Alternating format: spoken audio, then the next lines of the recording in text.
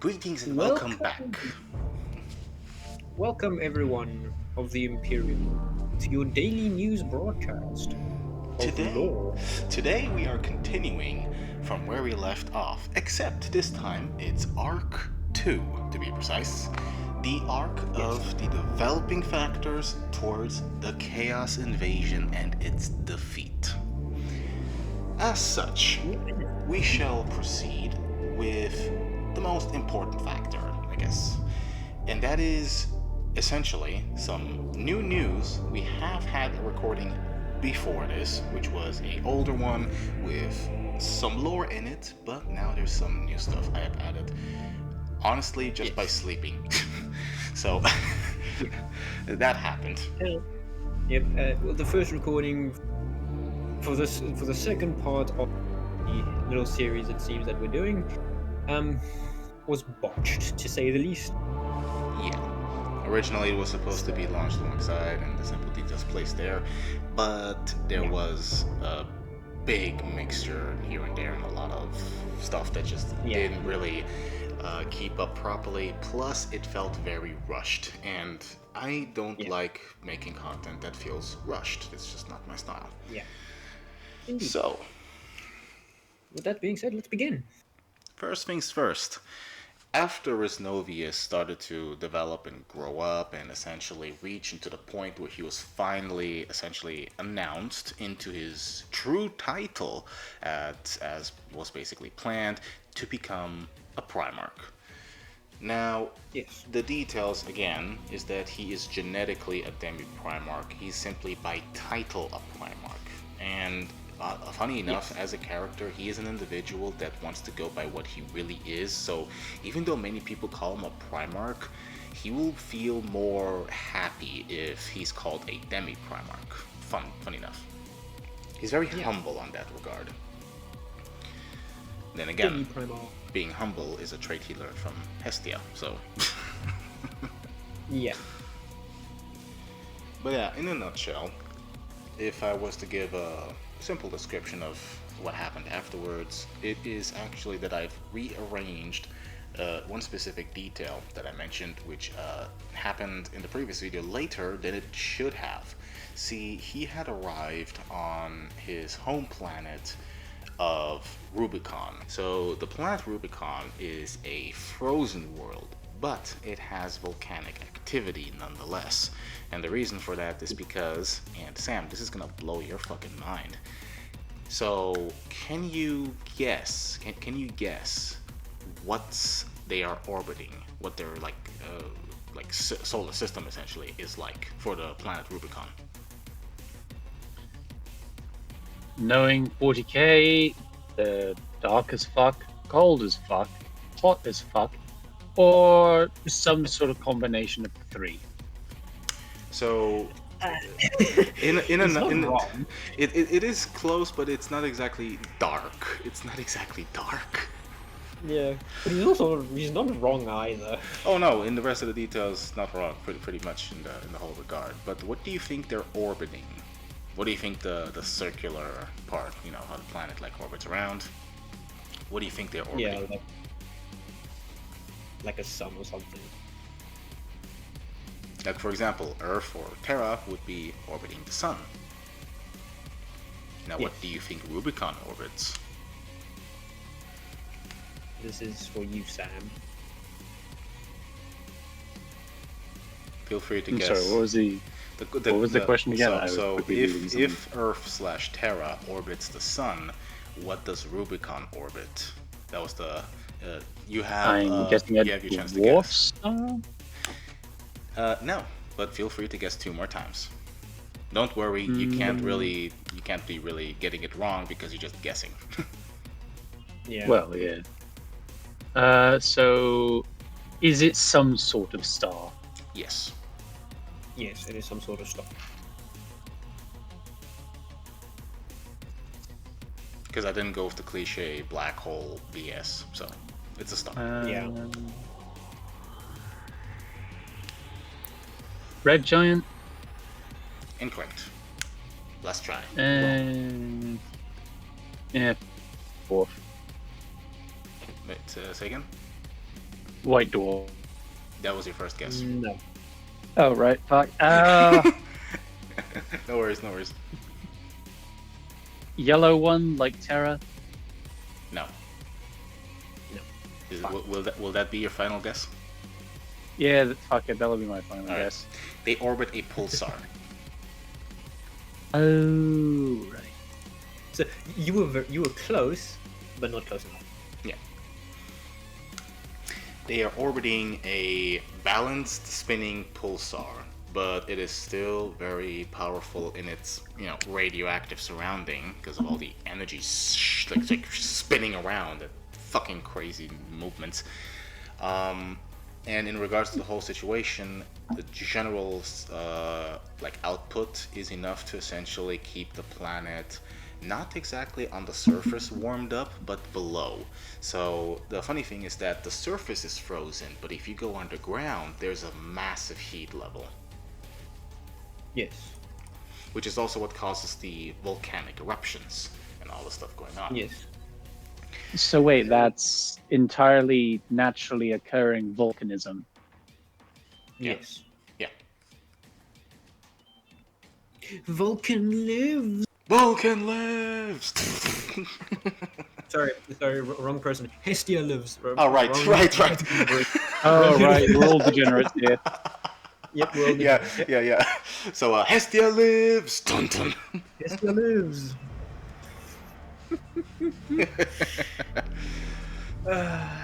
So here comes the fun fact. He arrives on his home planet, and as he arrives, he notices that a lot of people over there are in distress. Well, that's because there's a corrupt tyrant leading them. So, what does Resnovius do to mediate the situation and basically integrate the people into the Imperium, as he was basically raised in the whole shebang? First of all, you have to understand who was, accompanying him on his way to his home planet. Because he promised her he would show her his home planet and prove to her that, even he has some stuff that he has to deal with. Like the fucking pulsar. Funny. Yeah. Funny story. Yeah. I mean, this is Warhammer 40k, so probably a scream of heresy and a bolt gun to the back of the head. The one accompanying Yes, him and- was the one accompanying him on his home planet, which, in case anybody has forgotten from the previous video, he promised to meet again with a psychic message. Russ, I think you remember, don't you? A certain Primarch that likes to flay skin. Ah, yes. Cassandra Kurz. Precisely. The one accompanying him was Cassandra Kurz. And Cassandra Kurz, in the old-fashioned way of using fear to maintain order, basically was like, "Hey, nephew, let me handle this one. I'll handle it." Ooh.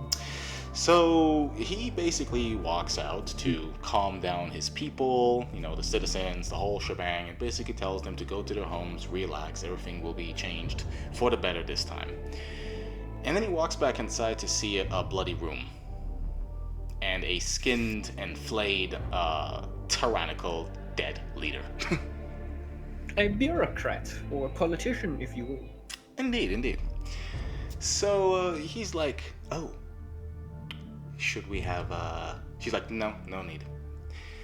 And yeah, basically they clean up the whole thing. He rebuilds or technically has a sort of palace-like structure built for him, which was, a lot of people would probably think like, oh, did he pick Rogalia maybe to do it?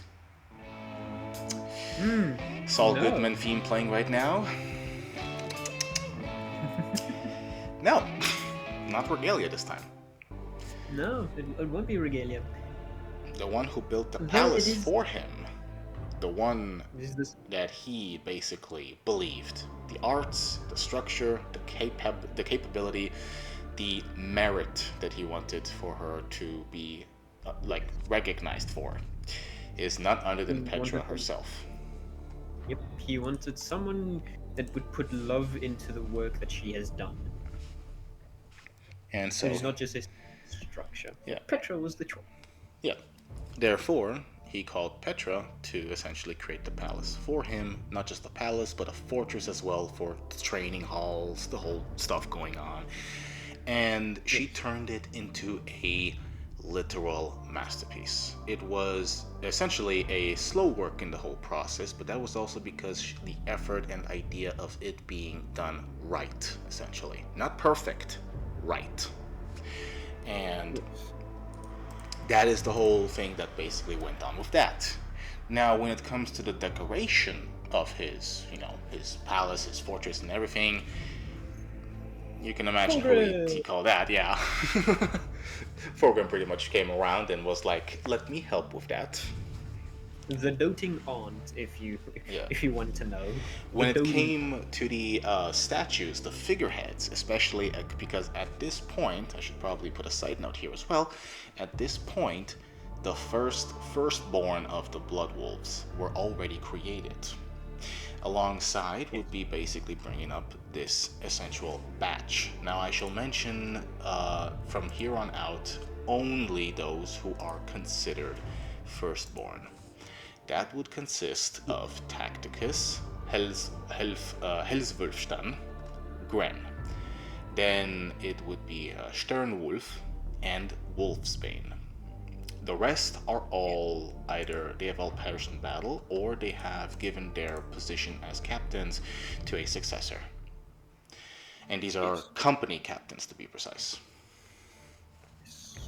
With chapter masters, yeah, something like that. Oh, sorry, legion masters. Legion masters, which in this case, Tacticus is the legion master. He used to be a captain of a company before, but he's earned his title as a legion master after the fall of the first legion master, which was gone by a certain name that was redacted. But since it's already been pulled up from the records and allowed to be spoken of, he basically went by the name Ashtolk Wolf. And the reason why he had been redacted is because at the time the Inquisition did a little bit of a mistake and has mistaken his name for another individual that went by a similar name, but that was a traitor.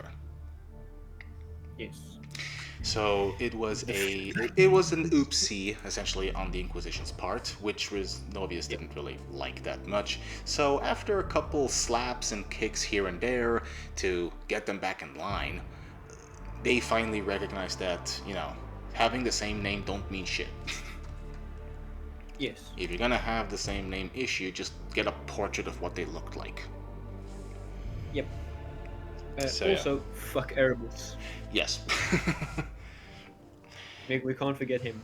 We can't forget about that sorry sob of a We'll man. get to that. Remember, repost the picture in order for Khan to punch Erebus again. Hell yeah. Yes. Well, hold on, I gotta go find that picture now. God damn it. I'm definitely putting this in the video. I just put into Google fuck Erebus. Yeah. there's a whole subreddit for it. Yep.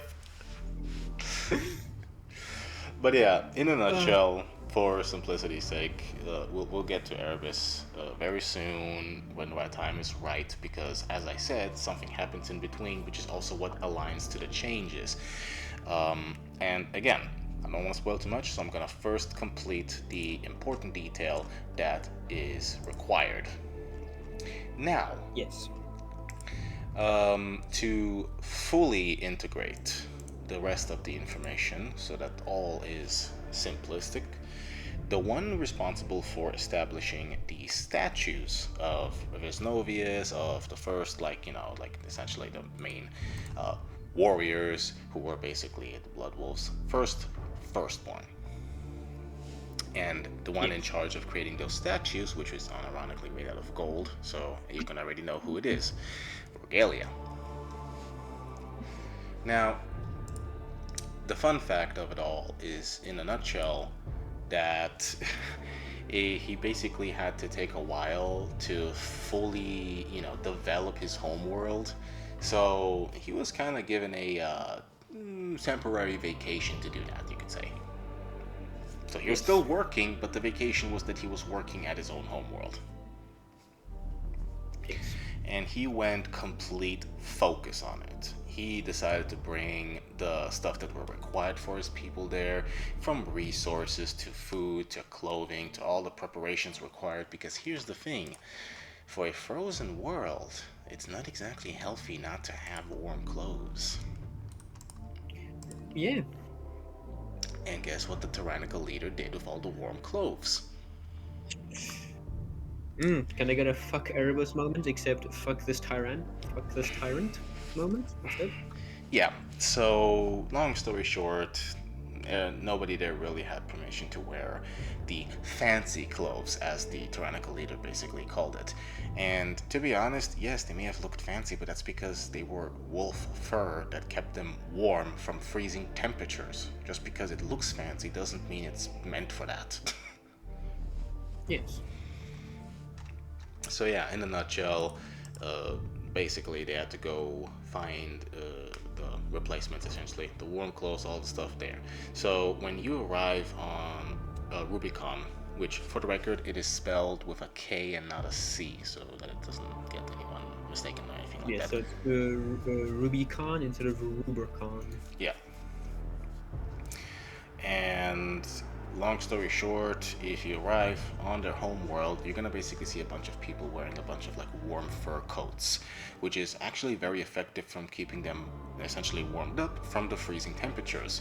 Because here's the thing, it is volcanic, but it's colder on Rubicon than it is on Fenris. Ah. Yes. So when I say it is freezing, literally meant in this case. Yes. Because even when it snows, they need to basically heat up the skies a little bit around, which is why they have a bunch of towers with like a bunch of heat explosions, which basically is up there just, doing something. And yeah, long story short, they do that so that what hits the ground is actual snow and not a sharp piece of ice. Yes. Yeah. Mm. But yeah, in a nutshell, that is basically how the homeworld situation went there. There will be more details later on when I create the video, which will basically be like reading out the book of the second arc. Yes.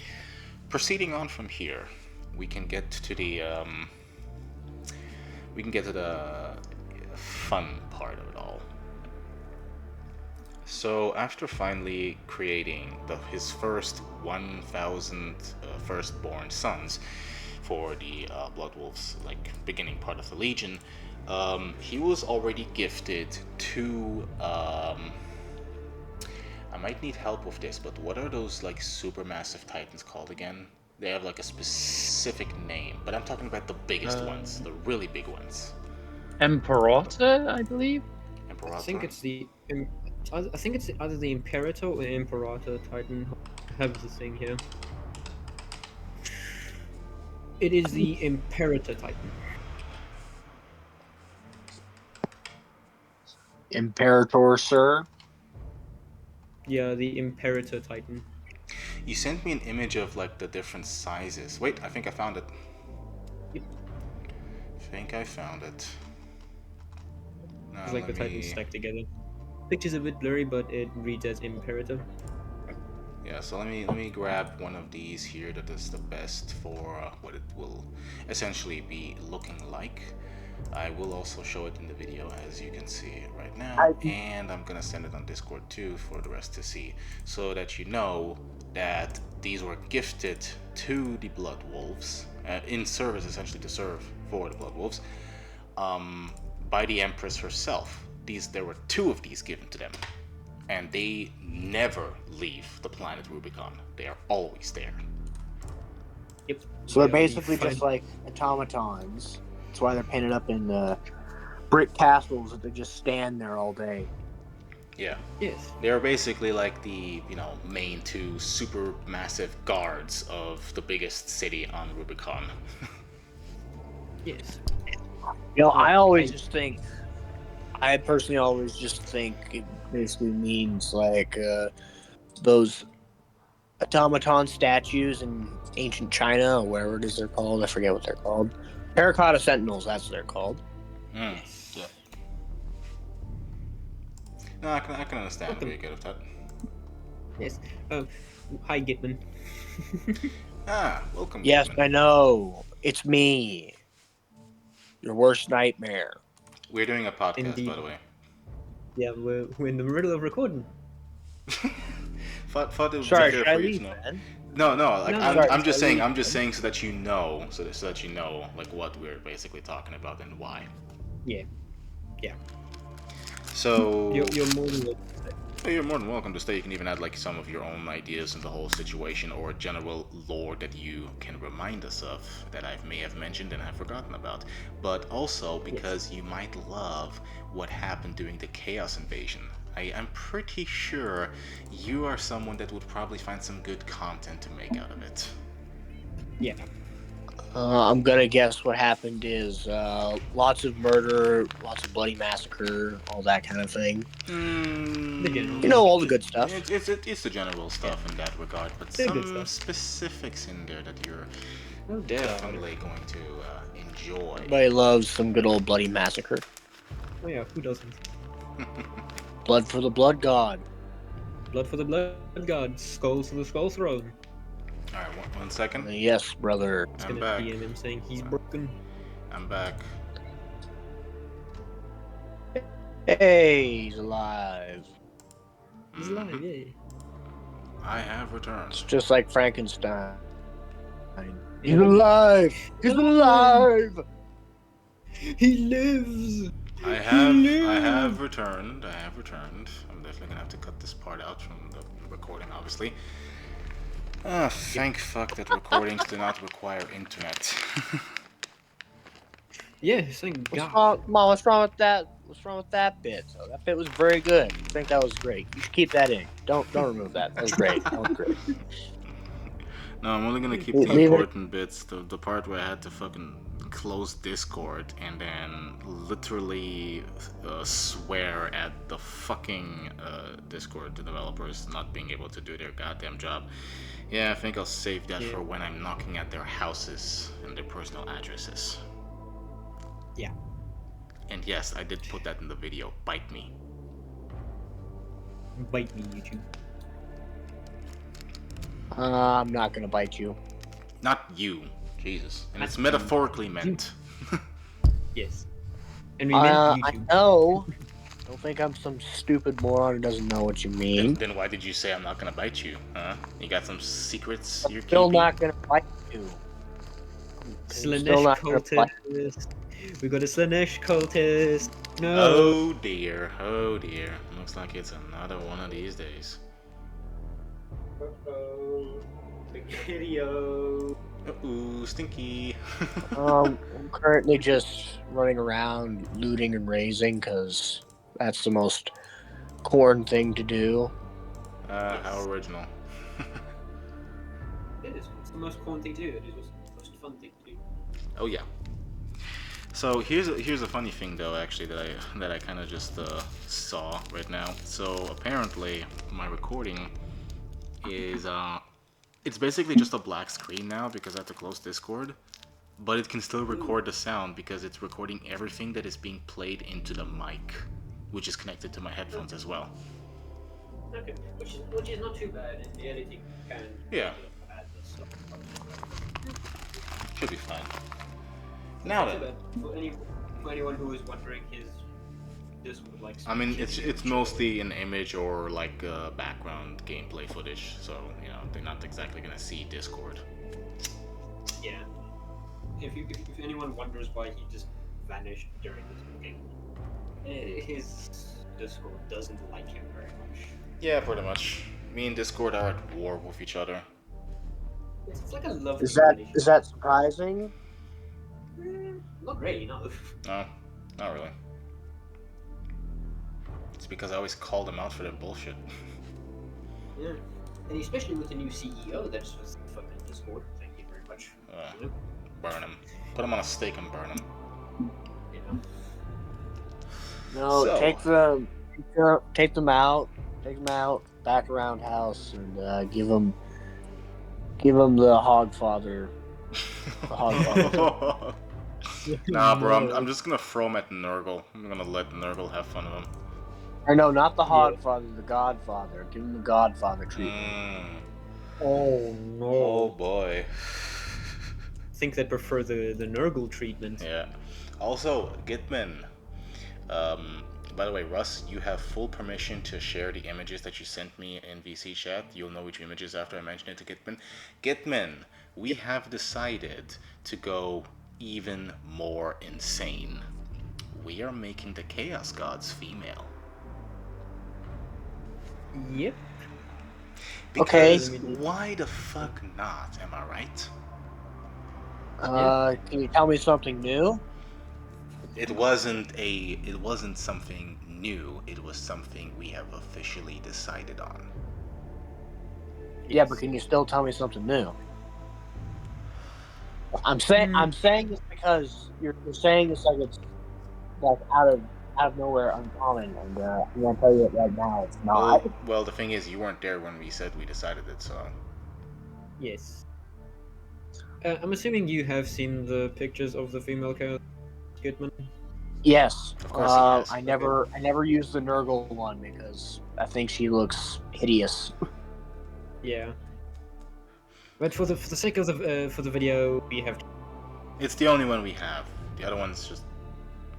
I don't even Yeah. think there are I other mean, ones. look, there's the one where she looks like she has uh, a hood that's made out of teeth, and then there's the one where she's just wearing a shirt that says Mega STDs, which I don't know which one's better or worse. I believe we're going to be using that one. I'll just forward it to you. I Yeah, believe we're just going to be Oh using yes, that one. I've seen feel that free to one. send it into VC chat or wherever the hell you want if you want Yeah, to. yeah, that's Yeah. gross. Ugh, disgusting. Yeah. It's the reason why almost everyone kills her in most things because stinky. But I yeah, mean, they are. She is literally the chaos goddess of decay Rot. and despair. Very true. so on to the continuation because the context has been officially already explained. So there we go. Yep. Now, as I said, essentially, development went on Rubicon. So when he finally got his first 1,000, sons ready and going, the rest of the details arrive now towards the year 35K. Yes. The After 35th millennium. Yeah, so he has basically developed his planet into a very actual, like, heavily defended and capable, like, functioning, literal fucking civilization there. They're still Yes. part of the Imperium, but, like, planetary civilization in this case. Very heavily I don't set. think anybody's gonna mix up when you say planetary civilization, because that's essentially what Gilliman did with McCrag, but it was still part of the Imperium. Well, yeah, Yes, that's why continue. I said it, Yeah. because it would make more sense to say it that way. If I just said civilization, we could be talking about any civilizations across the entire galaxy. We're targeting specifically you, Tau lovers. Fuck you. Fuck you in specifically. Yep. Yeah. No one likes Just so you dumbass know, you beauty love the post species comedy. that is responsible for creating Slanesh. So unless you're into Slanesh, yeah, fuck Wrong you. race. Wrong race. You're talking about the Eldar. Yeah, that's the Eldar. No, we're talking about the Tau, which are the The very blue people. naive and stupid fish people who Oh, those actually thought it was fuckers. a good idea to try and Yeah. negotiate with Tyranids. How stupid can they be? Please. Yeah. That stupid. They actually tried negotiating with the orcs 3 times after their first attempt, and it only took them after their last attempt to realize that you don't negotiate with orcs. You just don't. Yeah. Um, Nor the you either Drakari try for. and kill them before they kill you, or you just simply do nothing and then they kill you. Yeah. Yeah. That's just how it is. Take note, people. You never negotiate with orcs. Tyranids, specifically Tyranids, you never negotiate with them, because why would you try and negotiate with a mind that is controlling everything? I can understand someone attempting to negotiate with the orcs, but with the Tyranids? Motherfucker, those things just Yeah, arrive to eat you. They don't even stop by to talk. Alright? They don't even Here, do that. yeah. Here's the thing about orcs is that they understand at least some level of needing to talk, but for the most yeah. part, it's just simply them trying to get close so that they can then exploit whatever weakness you've got lying around. But Yeah. they do have communication essentially. Tyranids, they don't communicate. The only thing they do is just eat you. Eat. Yep. Because guess what? Mama, grandma, great grandmama hive mind is a hungry beast. Yep. Yep. You can tell based on the size of her badonkers. Jesus Christ. You can tell she's in charge. Mega hungry. This is a question. Do we think that the orcs would actually respect the Tyranids because the biggest is boss type of thing? The biggest orc is boss. They probably don't respect Tyranids. They probably more just see them as good hunting.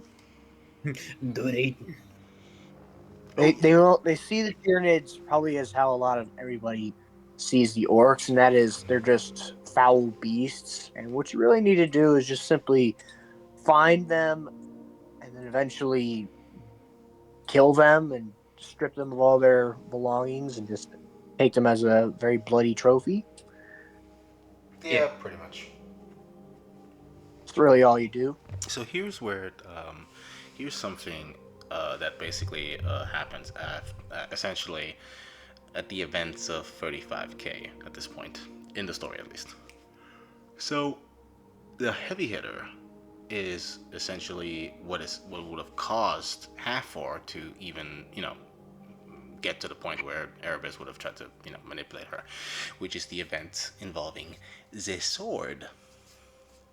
That sword in particular. Well, I can't see it, so I don't know what you're talking about. Okay, I don't know what the sword is called, but essentially, if you whisper someone's name and you manage to stab them with it, they will basically be like slowly dying from a certain type of Oh poison that yes, the I sword does. know. Lucius. The anathema dagger. That's what it's called. Yeah. Yeah. Isn't it wielded? It's not wielded by Lucius the Eternal. No, I don't know that much into the details. I'd have to study it more after all. Lu- Mm. no, Lucius the Eternal. He's an emperor's children, and he doesn't wield that. Oh. Uh, Who wields it? but in a nutshell, the events where that would have happened were, well, pretty much prevented by Resnovius because he was there. Yes. So in a nutshell, Novius is best Novius. yeah. So you have Yeah, I basically know you can Resnovius laugh at pop that. up. You have Mhm. Resnovius pop up. He prevents the whole situation from getting out of hand. And it does not take long for him to essentially start to put together pieces of a pattern, which leads him eventually to Erebus. Um, I've already sent you a picture of.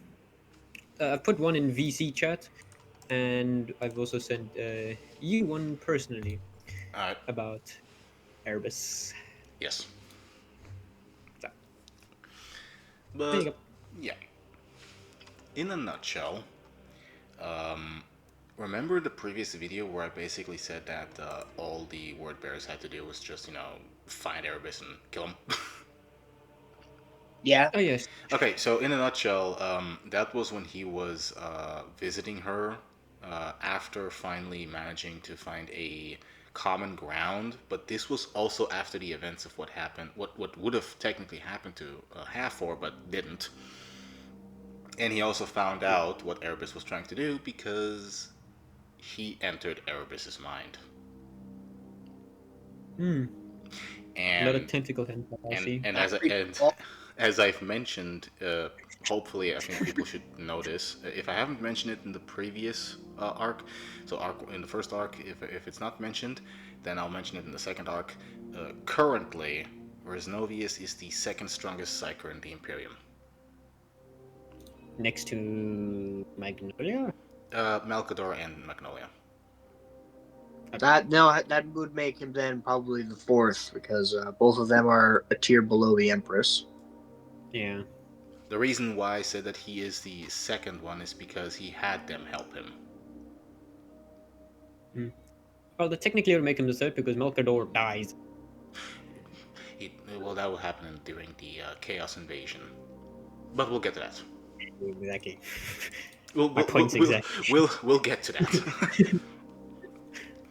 But yeah, in a nutshell, he was at that very moment temporarily the second strongest psyker because he was given essentially the boost with the help of Malcador and Magnolia. The Empress was doing her own thing in the background, usually Empress stuff. And he entered into Erebus's mind without Erebus knowing. That was their essential goal. It was more like trying to psychically enter someone's mind without letting them know that you're, in their mind, reading all of their memories, all of their plans, their thoughts, all that stuff. Which is very difficult, by the way, people. Yes, very, very difficult. But they I succeeded. mean, it doesn't sound like it would actually be a walk in the park. Yeah.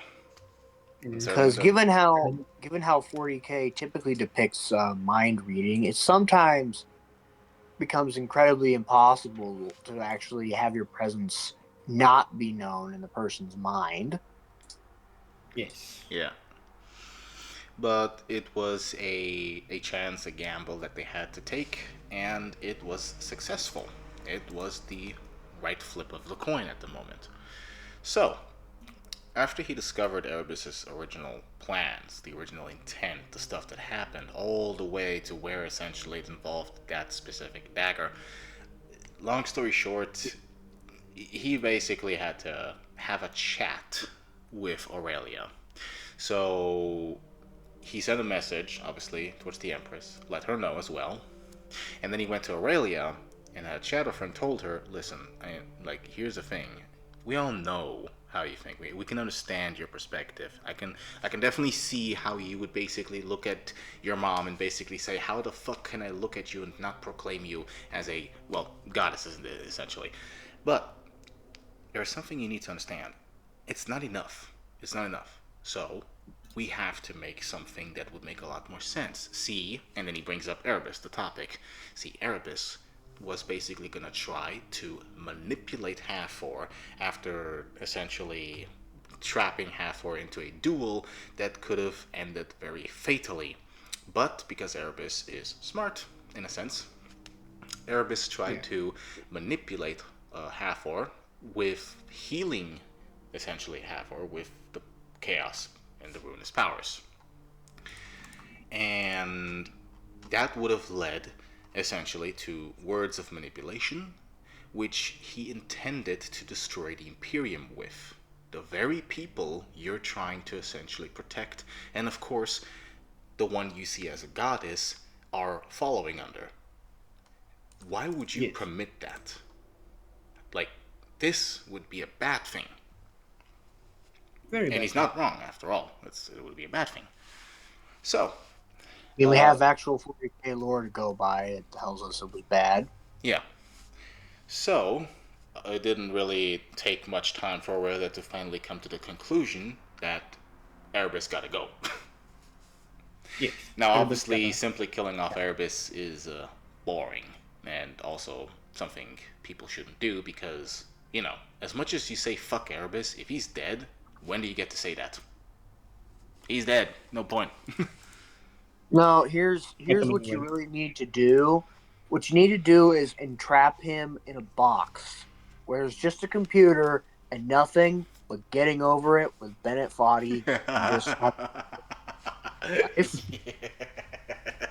Torture for eternity. You see, not even Drakari or Slanesh would stoop that low. Yeah, that would definitely Very teach him a true. lesson. You just hear him. You just hear him screaming and shouting, "Let me out of here! Let me out of this torture!" And Light's just sitting there with his tea, just Let sipping me like. put it like this. When it takes someone like Slanesh to basically say, "Whoa, fellas, don't you think that's a bit too far?" That's when you know you really are doing something that has never been done before. Yeah. And is probably too far, at Probably. least for normal circumstances. For Yeah. normal But this is circumstances, Warhammer 40k yes. we're talking about. And it's a fair punishment, considering what he actually did canonically. Fucking bastard. Yeah. Yes, Let's, it's a fair let's, punishment. let's not go into that. So, continuing on. As I said, Yeah. the whole conversation went on from there, which essentially led to the failed attempt at essentially starting the infighting within the Imperium. Erebus, knowing that his time is heavily numbered, decided to piece the fuck out for a portal that essentially the ruinous powers granted him. And that is where we have to temporarily go into the perspective of the warp to really see how things are going on from there. See, during this Yes. entire time, the Chaos Gods were basically noticing the pattern that, something's not working, something's not right. Why haven't we done this yet or so? So, obviously, with the whole situation going on, they decided to pre-prepare the forces required to essentially, start a attack, should it come to that. Yeah. And guess what? Erebus arrived. And guess even more what? He Motherfucker basically dies anyway. he basically decided to share the general details of essentially the concept of a space marine. Concepts are enough, after all, to shit with in the warp. So, here comes the list. Korn got the concept of the Blood Angels, which involved also creating the false Primarch, Sanguinia. More on that later. Yep, before you continue, I will be right back, everyone. I am just gonna go make myself some tea and go to the bathroom. Fair enough. Don't worry, I'll keep you company. Yeah, it's alright, don't worry. I So, shall be right back. yep. So, in a nutshell, that is what Korn went with. Up next would be Zinj. Zinj being magic. Decided to go with the Thousand Suns Let me guess. concept. Let me guess. Thousand Suns. Yes. Thousand Suns. Yeah. With the false Primarch Magnolia basically being created. Just take the idea of what they already look like as demon princes, but a little more demonic than that. And you get the Alright. general idea of what the false would look like. Except for Let Sanguinia, me where guess. Korn was like, just change the angel wings to bat wings and it'll be fine. Let me guess. For Nurgle, I'm gonna go with the Death Guard. Indeed. What a surprise! Mm-hmm. I mean, it's a perfect match. But yeah. I mean, look, Lily always has to struggle with trying to get Mortaria to actually take a bath True. or even breathe properly. Yeah, true. I also don't think I've introduced myself, but I guess people don't really need to know who I am. I think I'm we just have introduced you in the previous video, but feel free to introduce you more properly now. Have you actually? I don't think I was in the last one. This is my first appearance.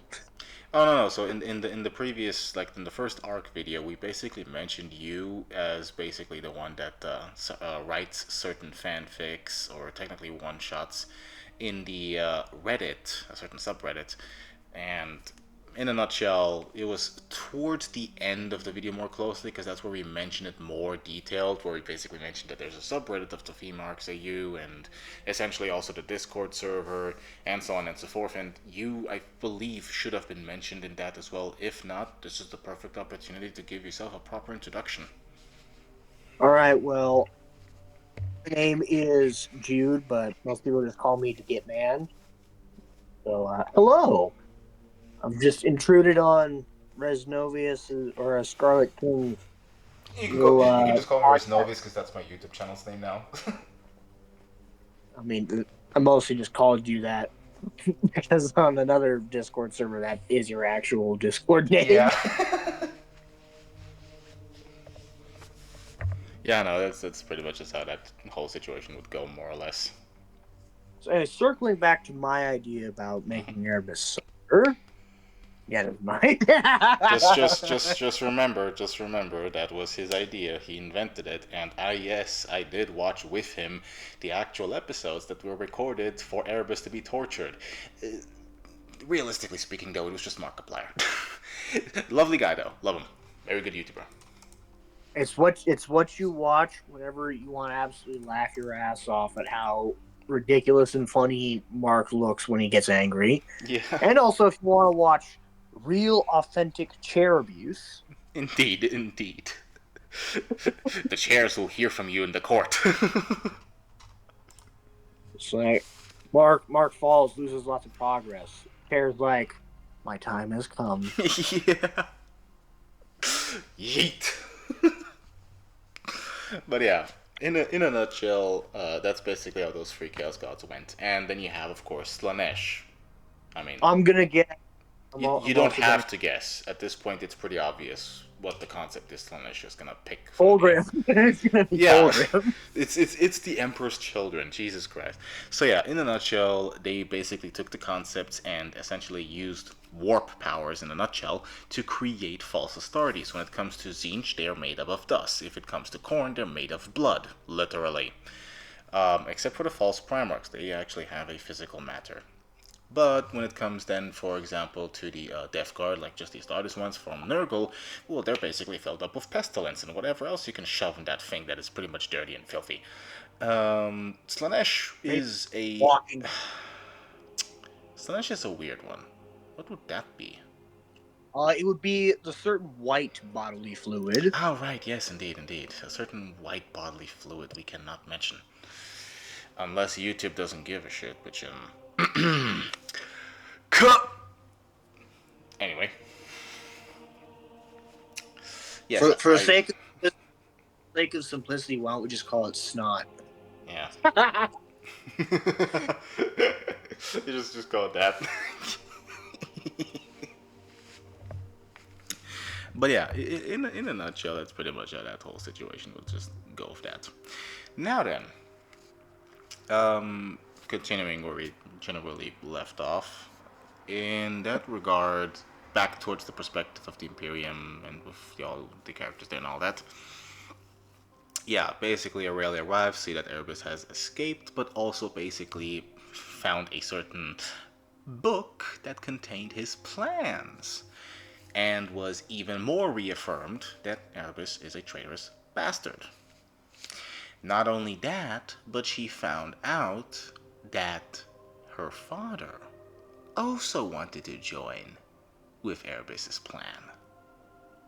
But he did not escape yet.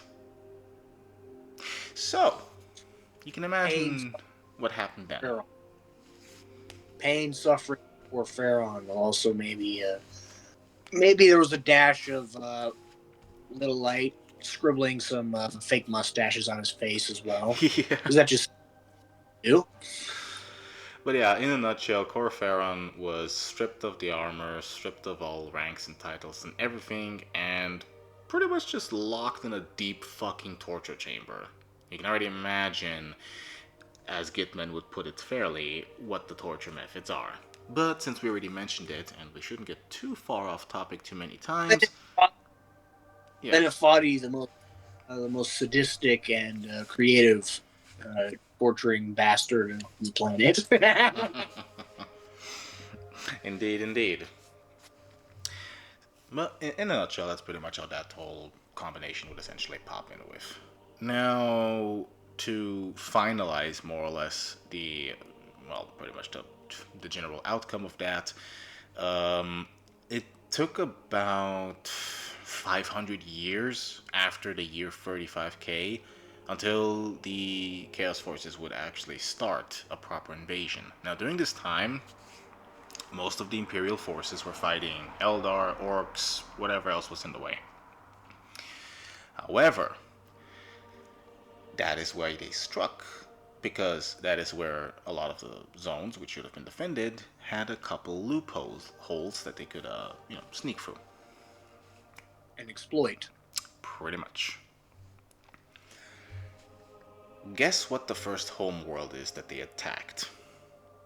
Ball. Close idea, but not correct.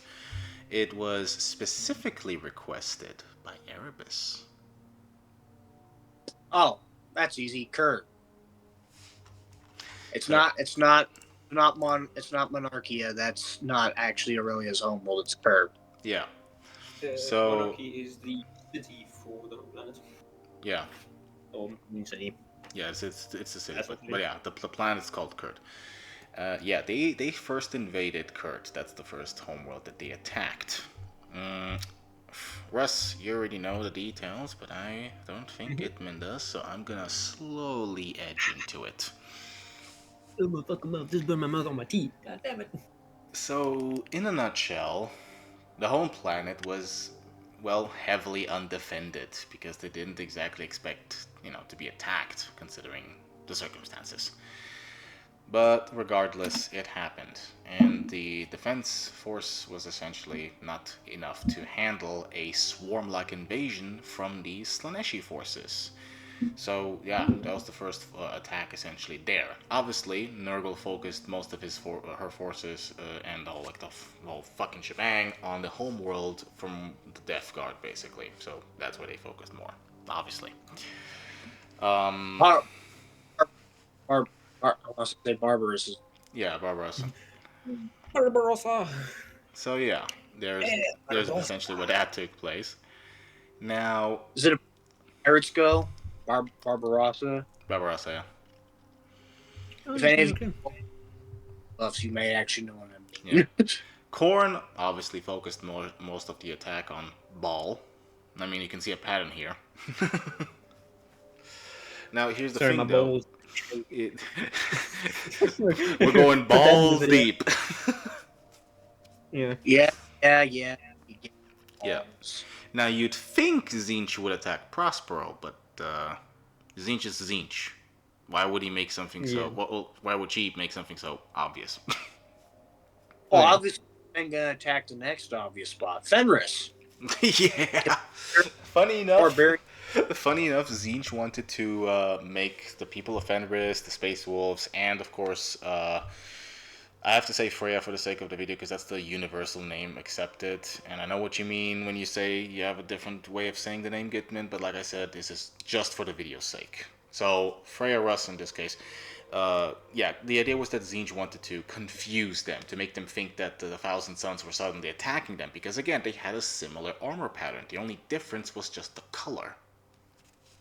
But the symbol was similar, the general structure of the armor was similar, and that was pretty much the whole shebang of that. Now, of course... Fuck you, Tzeentch. Yeah, but yeah, in a nutshell, that's pretty much how that went. So yeah, Magnolia and Freya, they were kind of having a bit of a argument or so, because Freya's like, "Why the fuck did you send your forces over to attack me?" And Magnolia's like, "But we're not there. What are you talking about? Is your planet under attack?" Yes. Well, that's not us. What's going on? Do you have your Thousand Sons over here trying to attack my people and my Space Marines? That's not My sons and daughters. that's not my. I didn't send anyone there. And then basically for a split moment, Freya's like, "Do your Thousand Sons have blue armor?" No. I think I understand what's going on. I'll call you back. so that Only happened. one black blue armor, and he's not actually a Marine. It's Starlight. At least that's what it is. But yeah, in a nutshell, it was slightly easier to resolve. But then again, Tzeentch likes to prank. Tzeentch is a troll. Fuck around and find out. So yeah, Tzeentch's intention was not to be, be successful in the whole endeavor. Tzeentch was just basically intending to stir up trouble, like always. Cause chaos. The changer of ways, always. Indeed. Yeah. This is understood. So, yeah, that's pretty much how that went on. The general demonic forces and the whole shebang, of course, spread out even more from there on out, but the general idea for now is basically clear. So, as I said, I'm slowly going to seep into what happened on Kurt, and now I'm gonna dumpster fire drop it. See, little light is on Kurt, in a certain city being invaded and absolutely destroyed by chaos forces. And even though Little Light tried to, handle the situation and keep people safe, they found him. And they were like, let's leave a little gift for Aurelia's return. So, Aurelia returns, finally pushes the Chaos Forces enough to essentially get to the city, to where her little light is, and finds his head mounted on a pike. Mm. A very I've said this. a very cliche thing that tends to happen when you involve the false authorities of the Emperor's children doing their thing. I've said this before, but I prefer your story, Gitman, on Little Light with the whole attack and stuff. Well, where he dies, but then he just comes back to life. Yeah, I Yeah. prefer that one, if I'm being honest. Yeah, I guess since he brought it up, I can mention that. Yeah. So basically, the same thing still plays out where Erebus, quote unquote, succeeds in killing off Little Light, and Yes. finds his body in the rubble because the planet is also still attacked by the Ultramarines due to Aurelia's lack of progress on the Crusade, and so the Empress sent Juno and the Ultramarines to punish her for not lacking in any progress. Yes. And they raise a part of Monarchia to the ground. And unfortunately, Little Light was in the section that was just destroyed.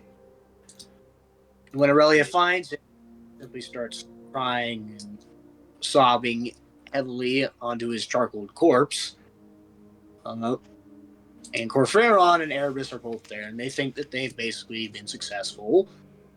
But for my headcanon, one of Aurelia's special abilities is if she uses her tears or her blood or basically any form of bodily fluid. Yes, that includes certain other kinds of bodily fluids. You fucking weirdos. Things But you can't say on YouTube. she basically is able to heal others through the power of her tears or through a drop of her blood. And so when some of her tears actually fall onto Light's corpse, his body starts to just suddenly rejuvenate and he is healed completely back to normal as if nothing bad ever happened. Yes. After Yeah. that, Though it basically went into the, bit of like a dark grim scenario, it has more of a wholesome ending. Now, do not worry, I plan to do the same, but at the very moment, Little Light is being held hostage by Erebus in the warp. Oh, At you least changed it a bit. So the Ooh. opportunity is there. But like I said, Okay. that will happen in Arc 3. Okay, so you did change it a little bit. Yeah. The recording session that was watched.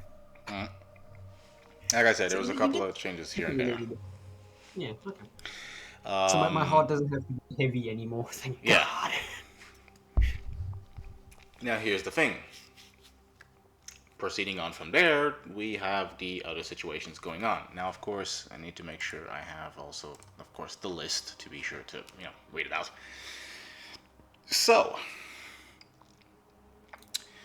when it comes to the whole battle, the main ones to first clash against the Chaos Forces were essentially Aurelia and the Word Bearers, the Space Wolves alongside Freya Russ. Then the next one, funny enough, that actually had to also deal with it, obviously, is also Sanguinia, but a certain someone was visiting her at the time when it happened, which was Fulgrim. So both Fulgrim and Sanguinia, both on Baal, alongside their, legion, are basically fighting the Chaos Forces, trying to attack. Yes. Of course, we also then have Morticia with Lily, and the list basically from there on out. Juno is currently very far away, so it's going to take a while for Juno to basically get back. So I kept that as well there, more or less. I see they still got the ultramarine plot armor that everyone seems to think they have. God, fucking ultramarine plot armor. Yeah. God damn. Hestia and her legion alongside Vermhart they're basically just going ham. Not Hathor making is hand. then up next, essentially, because Erebus is like, let me present myself and start to literally give orders to my troops to attack and blah, blah, blah. Whatever. Fuck the details. It's not exactly too important because Erebus is a dickhead and we all know what's going to happen to him in the future anyway. So, long story short, yeah, Hathor has to deal with a bunch of fucking BS going on her end, and she's very fucking pissed because of it. Because Moonbeam's there. And guess who they want to target? Because here's the thing, Erebus didn't just want revenge. He didn't just want like to just destroy the Imperium. He wanted to make the Primarchs suffer.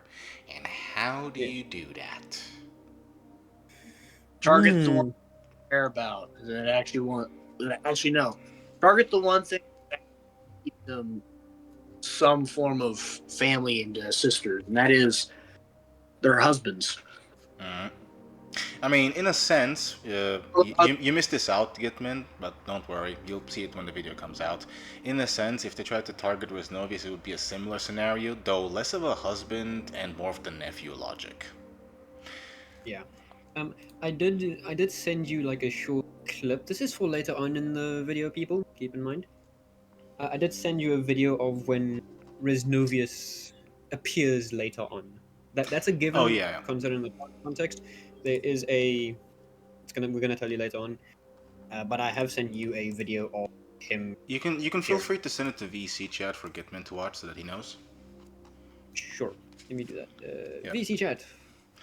Now, There you go. up should know who the next character would be Atalanta, Alakai, and Cassandra, funny enough. The three of them are basically heading over to assist Farah, who's basically having a big fucking issue going on a certain planet called... Can you guess it? Yes. No. No, I didn't actually hear that. Oh. No, not really. Okay, so basically, in a nutshell, Alakai, Atalanta, alongside Cassandra as well, they're basically heading over to help Farah Manus on a certain planet, dealing with a large proportionate amount of demonic forces trying to attack alongside the false authorities who are basically attacking in swarm-like tactics. Yes. So, can anyone guess what the planet is?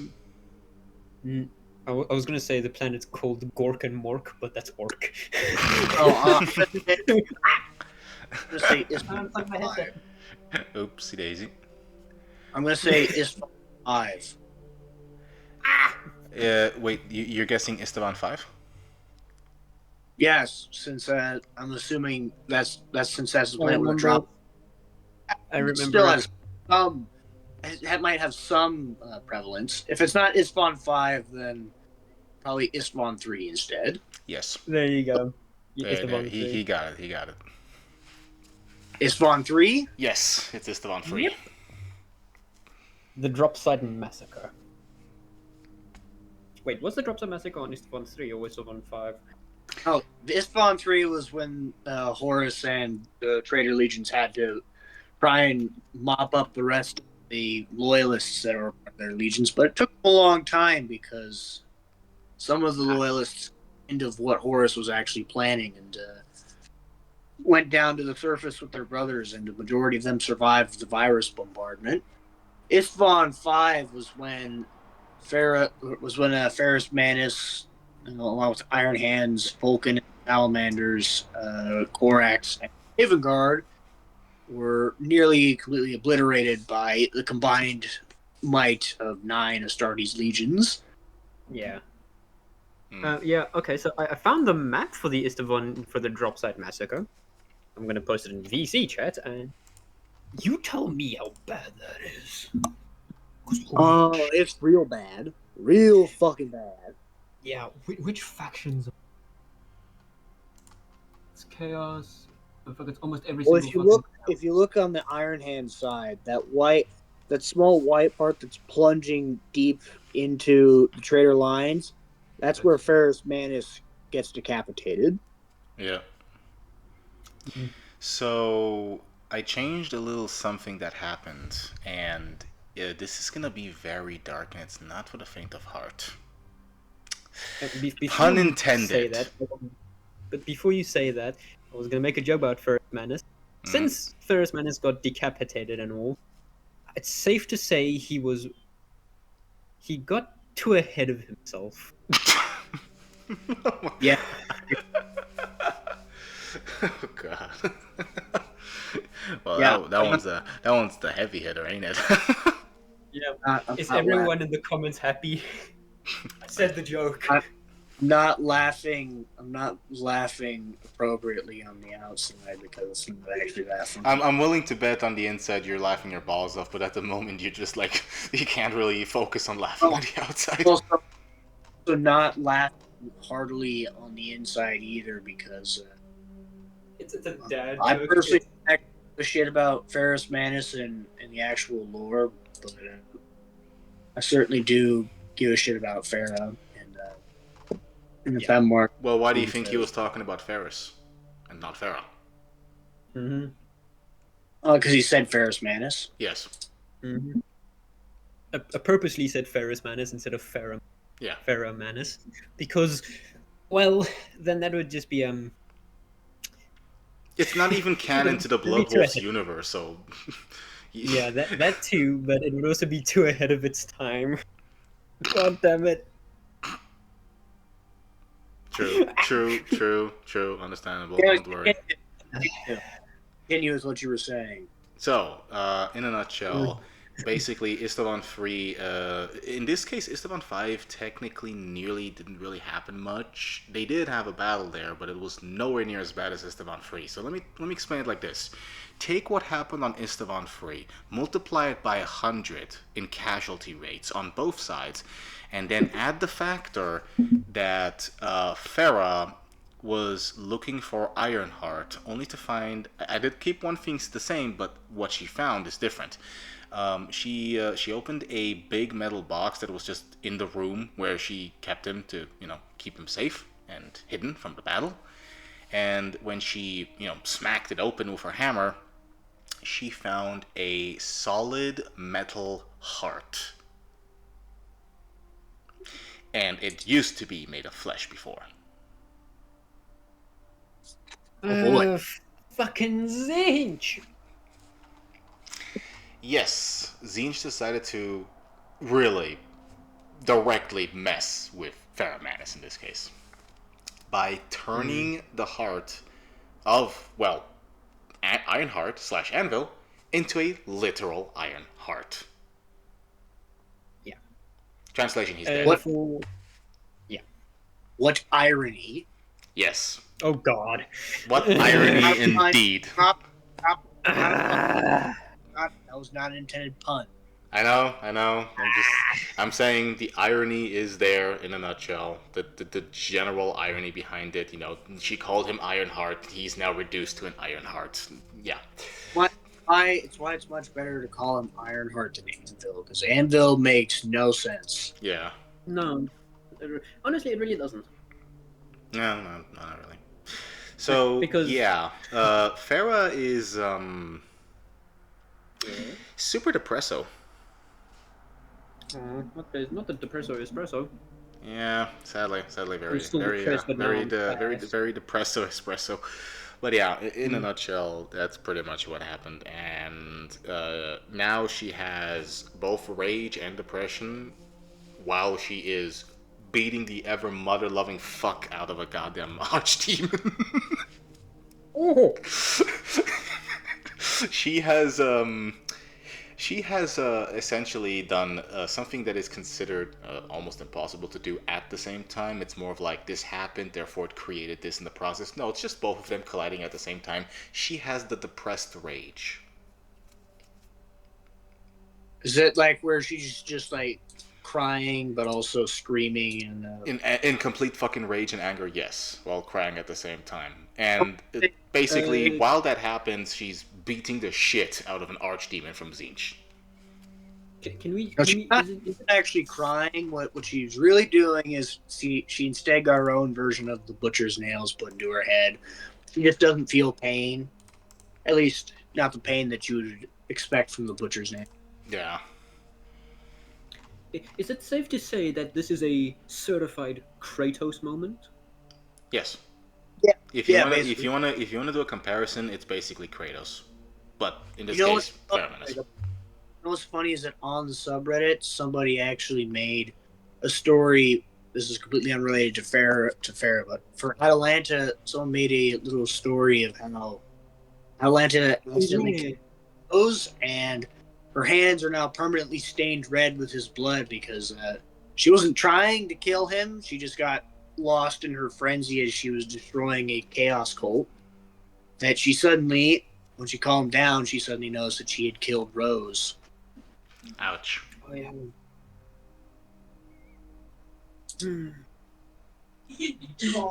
That's quite sad. It is. That's quite sad. That's a heavy hitter. What? It is. You want something?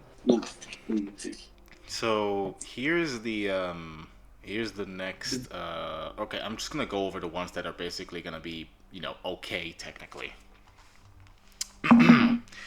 Starlight, Wormheart, Nightingale, Squire, Muse, Trinket, Whirlwind, Slayer, Magister, Morgenstern, I think. Yeah, Morgenstern.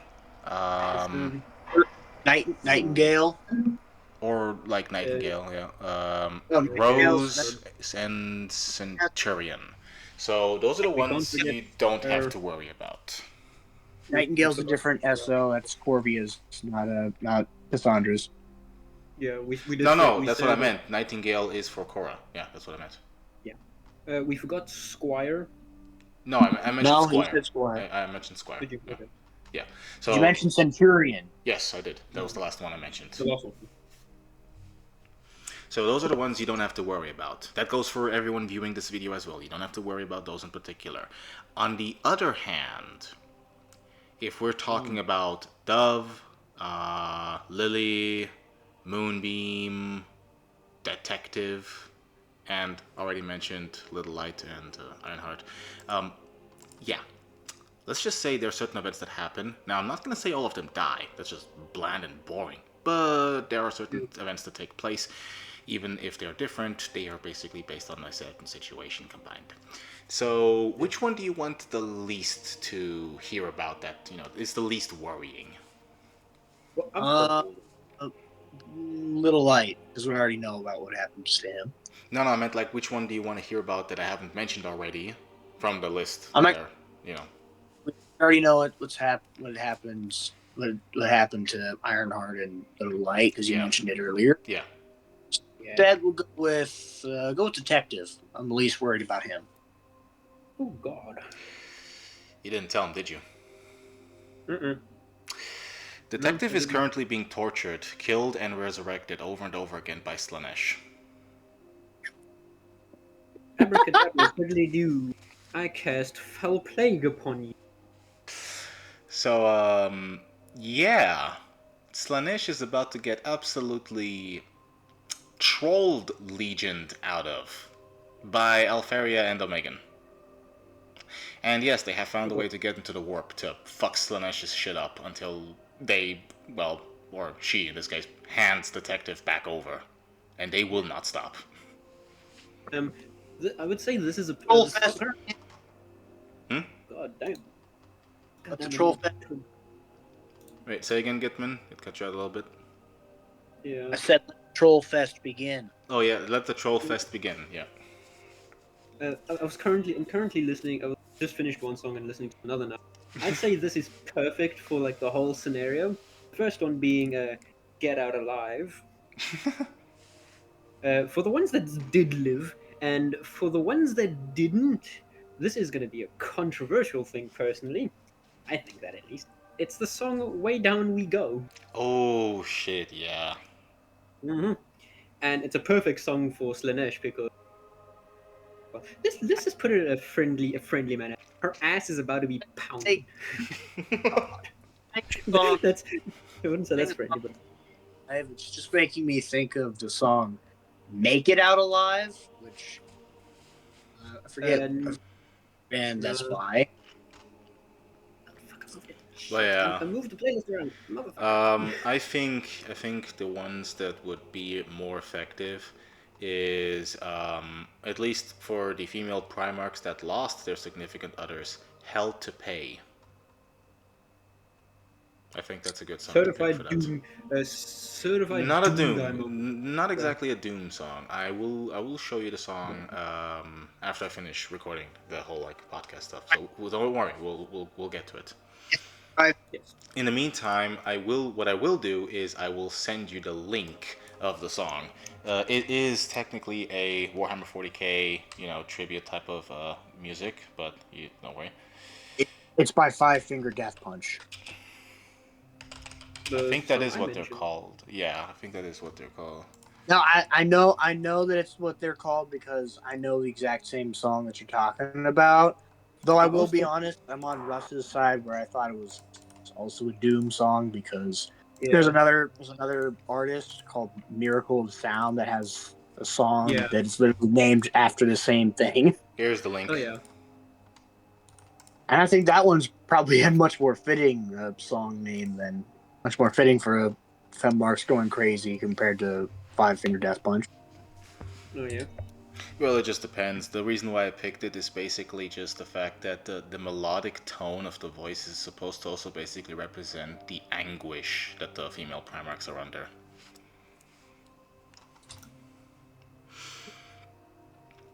So, do you know who you should be least worrying for, technically? Well, I guess I'm gonna go with Lily. You're picking the worst options, really. You are. I'm gonna pick Lily because I know what happens to him, and at least for him, there's still somewhat of a good ending because it's not necessarily pain and torture. True. Well, I mean, True. you're not wrong in that regard. Okay, so we'll then get to Lily after all. On the Battle of Barbarossa, there were ground forces in combat, obviously, and space combat as well. In the process, one of the loyalist ships tried to fire an exterminatus on a very large chaos ship, essentially, the one leading the whole thing. Instead, Chaos responded by ramming one of their vessels into the loyalist vessel, causing its trajectory to basically be focused on Barbarossa instead. You can already guess what happened. Barbarossa gets exterminatus. The entire Death Guard gets annihilated. Mortaria dies, and so does Lily. Though they may have perished, it was a quick death. This is how it goes in my mind. They at least died in each other's arms. Oh no, certainly. Yeah. And now they're smoking weed in the warp in the afterlife. Chilling their balls off, not giving two fucking fucks. They don't give a damn. I was waiting for the joke. Waiting. So in a nutshell, in the afterlife, they're just chilling in the warp, smoking weed, while no one's really daring to get too close to him because you don't fuck with the Lily. Yeah, you don't. Yep. So yeah, in a nutshell, they're basically chilling. Funny enough, even though they have like died, she's not exactly sad or disturbed by the fact because she not only just has Lily, but now she considers herself, well, as free as she can get, being dead, more or less.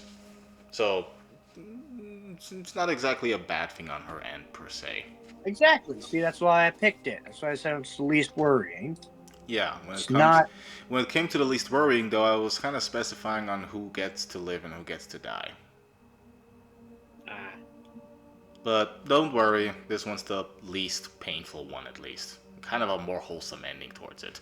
Though they may be able to later on, somewhat return, but I'm not going to spoil in details what exactly I mean by somewhat. So I'll just keep it in a simple basic. But in a nutshell, yeah, just for simplicity's sake, they do make a reappearance later on in the story. Specifically, I have moved up their schedule to Arc 4. So in the fourth arc is when they actually make a reappearance. Now then, to the one that is, well, the least worrying to worry about if they're gonna live or die is Dove. I know what's gonna happen. I actually would have put him higher on the worry scale, though. Well, I mean, if it comes to the interactions, somewhat, but the more worrying factor for him is that very, very comfortable bed he got to share with her, the false Sanguinia. Very, very comfortable bed he got to share with her. Yes, indeed. A-T-E. That doesn't actually sound very comfortable when you say it like that. So let me explain quickly a very unique interaction actually between the false Sanguinia and Dove. This is something that doesn't really happen with the other false Primarchs because the Chaos Gods, their own unique habit of how they like to handle these things.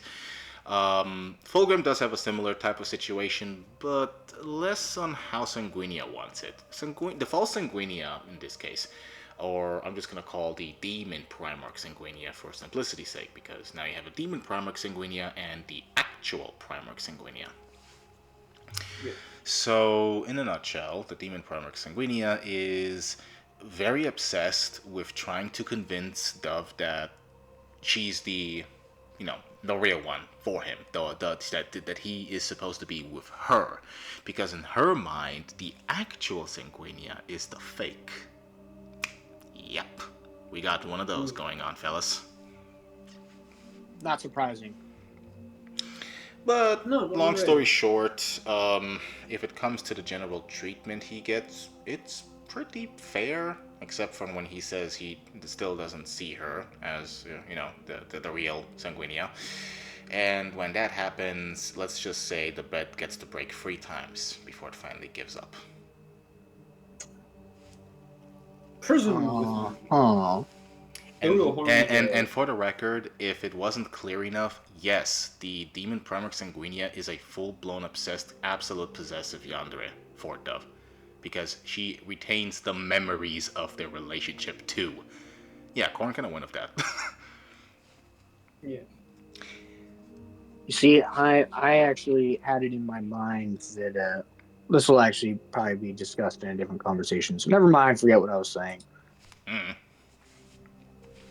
But in a nutshell, just as long as it's kept in a simple, not direct detail, you get the idea of the general behavior. So right now, Dove is stuck in the warp, though alive, just sitting there waiting for anyone to come finally fucking pick him up and save him.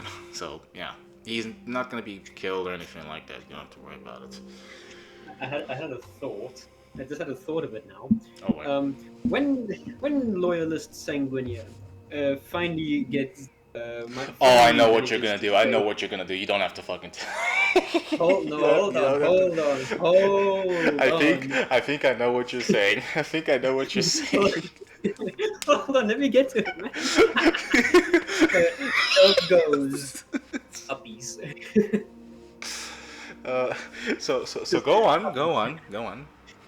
So she finally saves Dove. Dove sees her. He runs. He stops, pulls his arms out, and he says, "Puppies, please." Smart, very smart. Very smart. That's exactly what's gonna happen. Yes, I'm actually full blown for the idea because, believe it or not, that is exactly what I intended. Yes. Yes. So you indirectly have predicted how their interaction would be when he is finally saved by her. And yes, he will get his uppies. He's not just gonna get his uppies, he's gonna get the full-blown cuddles with the wings covering them at the same time. Yeah. This is the thing. This is the thing about the Femmarks is that how it works is it's like a trade deal essentially. It's like that trade deal meme where the Vestas are like, you get loving relationship with me, I get puppies. Yeah. I pulled my headset wire out again. If you wonder why. So. Yeah. Oopsies happen. Oopsies happen. Tends to be the Yeah. whole shebang. Yeah. Now give me a. Let me just quickly. There we go. So, here is the next one. After well, technically after Dove would be. Let me. Oh, right. I think the only one left now, because we already mentioned the other ones, is technically just Moonbeam. Yes. So, Why is it Moonbeam always has to bear the brunt of all this emotional trauma and abuse? that's not the case really, or at least in this case, it's not that. See, They are duty. so here's the thing. Like I said before, Hathor has to deal with a bunch of, well, attacks, and is very stressed and slowly being worn down because Erebus is not really holding back. So Moonbeam, the Giga Chad that he is, decides to basically pick up a power sword that's big enough for him to carry at least, and just fight the fucking demons alongside her and help her. Here's the thing though, one of the lower ranking demons managed to stab him in the chest with a certain blade. Now, when I say certain blade, I mean in size. It's a bit smaller, so it's not exactly enough to pierce any vital organs, but it's right in the right spot in the middle. So It's not the size that matters; it's how you use it. yeah, so it is basically Sometimes stabbed size right in the doesn't hollow know. point where no vital organs are basically, hit. Right on that fucking spot is where he was hit by the fucking stab, essentially. From the, dagger, more or less.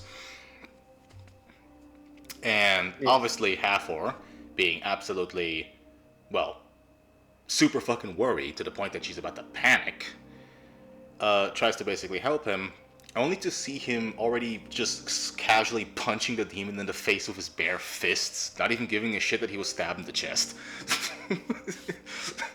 Doomslayer moment. Bro does not give a shit that he was stabbed in the chest. He just kept fucking going at him, just constantly hacking, slashing. Are you sure he doesn't have a Transformers spark embedded in his chest, and that he just has the Transformers spark of the Decepticon brawl, and is just getting very pissed off and wants to beat the fuck out of something? You have awakened the brawl. Well, that's actually what I heard. I heard brawl. I was like, oh, you mean like Transformers? Brawl Yeah. from Transformers? No, I get it. I get what you mean. But no, it's not. In a nutshell, he basically just went all out because he had a supercharge of adrenaline to the point that he didn't even realize that he was stabbed in the fucking chest. He didn't even pay attention. He was just slashing around, beating the shit out of all of them. And obviously, after some time, reinforcements finally arrived. Erebus was forced to, retreat, the pussy he is. And long story short, everything basically just finally went back into a, we have won type of situation. But blood loss still does cause effects. So he had to be patched up and everything, but currently Moonbeam is in a stasis chamber because he's in a coma. Yes. So he's When not. you say he's not dead. He's just you're in a obviously coma. meaning now in the volume that you're talking about. Not like this is not like foreshadowing what's going to happen in other volumes. For now, at least. So for the current time being, he is in a coma, and obviously there are plans for him in the future. So that should at least get your hopes up. But at the very moment, he is in a coma. I just can't spoil what the plans are until we reach the third arc. Yes. So yeah, long story short, there are plans, but I will not spoil them, at least for the video's sake. And in a nutshell, yeah, he is currently comatose from blood loss, and Hathor is always guarding, obviously, his body. And if it's not Hathor doing it, then it's one of her legion. Or multiple, to be precise. She's Probably currently either Loken or Abaddon. Both, honestly. Just put both of them there. It's fairly simple. Oh, yeah, I forget in this AU, Abaddon is a loyalist. Oh, yeah. You're saying that as if it's surprising. No, it's surprising because I forgot about it, being honest, because I'm so used to Abaddon So the fact you being, forgot about it was surprising. Oh, fair enough. Yes, that's the surprising part. Yeah. I forgot he was a loyalist at one. I think everyone tends to forget that the universe where the Blood Elves reside in, there are no traitor legions, just the created false authorities by the Chaos Gods. Yeah, so technically there is a traitor Abaddon. Technically a traitor Abaddon. He's It's just, not the kind of traitor Abaddon that you're thinking. yeah, just a false one. Also, He's quick to note, only higher ranking type of individuals have the capacity to speak. So the only way to know which one's real and which one's fake is to simply ask them a question. And if one responds and the other one tries to attack you, you know who's real and who's fake. Yes. And color So when you difference. say higher ranking beings, you basically mean only the false Primarchs can actually talk. Basically, because they're on the first stage of the higher ranking officials, essentially. So the rest of the false authorities, they don't really speak. Okay. Noted. But that's also because they make that up from individualities, because they have far more numbers. So when they do attack, just expect they're basically gonna attack in a swarm-like way. Numbers go I'm burp. feeling though there's still less form of quality. It's more Honestly. quantity. Yeah, it's less about quality and more about quantity. That's why it's easier to defeat them. So My internet. They've obviously been taking lessons from the orcs. well, yeah. Yeah. Before we continue, I actually saw a poster. And the Wait, to Emperor. catch up. So I saw a post not so long, right? I'm Yeah. pretty sure almost everyone has seen it, where it's basically the Emperor thinking that bigger is better, hence why the orcs respect him, because he's the biggest Yumi. And then the post says he did love the idea of bigger is better. Yeah, I guess that It works. makes sense, don't it? It makes sense, don't it? Yeah. I mean, 10-foot tall, genetically modified human beings. Big is best. Yep. Because the biggest. Boss. Yes. I wish I could do the orc speak. I really wish I could. That's good. One moment. One moment. Now listen here, you lazy gits. How's that? I'm not gonna go any That's further. perfect. It's good. That's perfect. It's very good. It's very right there. On the spot. Now, from what I remember, that should technically be all of them, like on the general list that I've mentioned.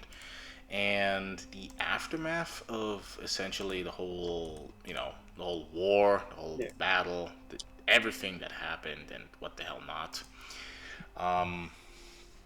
In a nutshell, it ended with grave mass casualties, where basically before the Chaos Forces were finally pushed back, which is when the Empress basically fully caught wind of the whole situation and basically decided, you know what, all custodians, we're gonna fucking kick these guys' ass. And long story short, that was after Mortaria was, Discovered dead. yeah, pretty much. When the news arrived that the entirety of the Death Guard were wiped out, it was like, oh, so it's much more serious than we thought. Welp, call in everyone else. We're gonna have to go all out. So if I'm gonna give a general list of who fought alongside who the most, Leonis L. Johnson is obviously gonna be, well, alongside with Juno, and, well, in this case, funny enough, with Magnolia as well. Because Juno and Magnolia were basically, doing a little fight against certain orcs. Yeah. So when they were I called mean, back, Magnolia and Juno actually get on pretty well Mm. because real Lord Gilliman and Magnus actually got on very well before Magnus decided it was more important to be arrogant about what he was actually doing rather than thinking about what he was doing. yeah.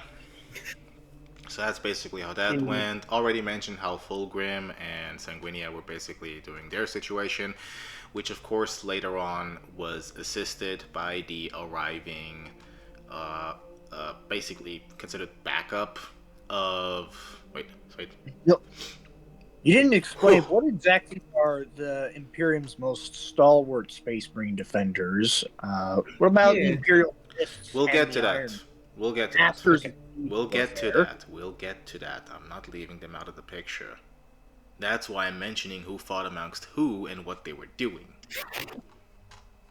I basically just got over the part of what happened to the significant others like situation. Alright, that's basically what I did. I wanted to get that past first before we continue with the actual interactions of the battle.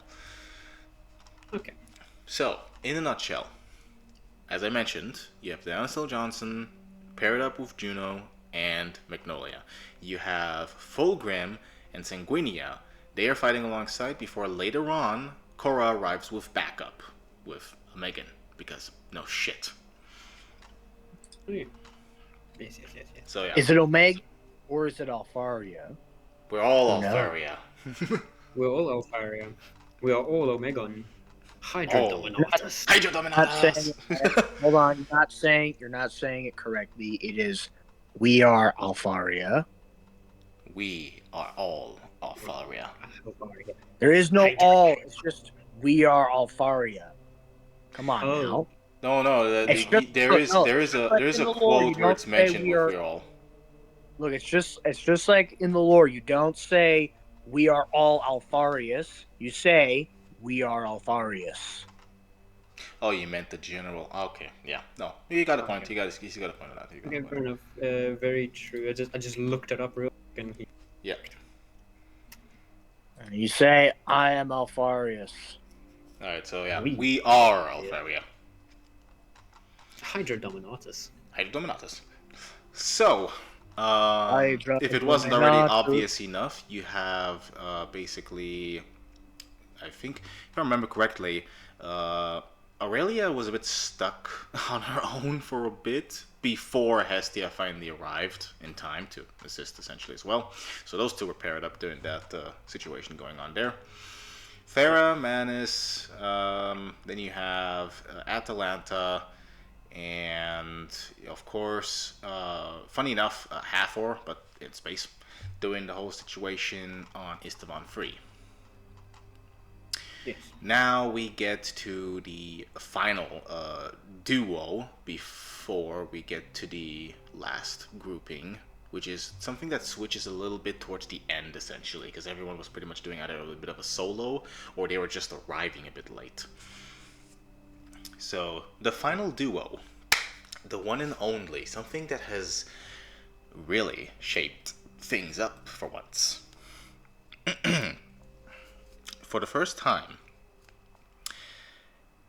after realizing the true density of the threat that they were dealing with, Petra and Rogalia decided that while the Chaos Forces are currently still existing in the Imperium and attacking, they have to zip it and work together to kick those sons of bitches' ass. Yes. And that's what they did. Very Yay! effectively. Yay! Somebody else also realizes that they actually don't hate each other. Yes. At least for a moment. Yeah. At least for a brief moment. So yeah, in a nutshell, Rogalia and Petra basically did, by their individual skills and the combinations, what they do best. Petra focused on the siege attacks, and Rogalia focused on the defenses and fortifications. So when they both combined these type of efforts, they started to realize that they are very effective when they make the right combinations against the right type of enemy attacks. So, if you want to give the biggest credit to who got the most kills at the end of the match type of logic, then you can safely give that to Rogalia and to Petra. They did the heaviest work of them all. Because here's the thing, they didn't just do it on when Terra was basically being attacked, or like the closer planets towards Terra. So no, they went from every single battle that all of the Primarchs had to deal with and just used those tactics, finally being able to push back the Chaos Forces essentially. So they were really doing the punching, you could say, straight in the fucking jaw. Now, if anyone's wondering why didn't I mention Cassandra, well, that's like I said, Cassandra's, for example, someone that arrived a little bit late alongside Alakai. So Alakai Khan and Cassandra finally, after a long time, arrived and basically were assisting at the final battle, which was on Kurt. And keep in mind, this is also when Resnovius finally arrived, because he was focusing on keeping the pressure of the, psychic powers of the warp basically at bay, alongside the Empress. But when the Empress basically decided, fuck this, we're going full offensive now, he was basically, tagged along, as usual. So, yeah. That is basically when they arrived as well at that point. Obviously, the Empress basically sent a bunch of custodians, ahead to basically arrive there much more quicker in the smaller vessels that are faster. So, that basically would essentially give them a bit of a push-up. Now, when he does arrive, he finds Aurelia in a bloody gourd mess of a fucking aftermath, essentially, because she's, covered from top to bottom in the blood of the enemies. Super fucking pissed, too. You can imagine. Oh, yeah. Oh, I already know what the problem is right there. Mm-hmm. And saying, what? I said I already know what the problem is there. What do you mean by what the problem is there? Just down the fucking mod and just go along with it. Oh,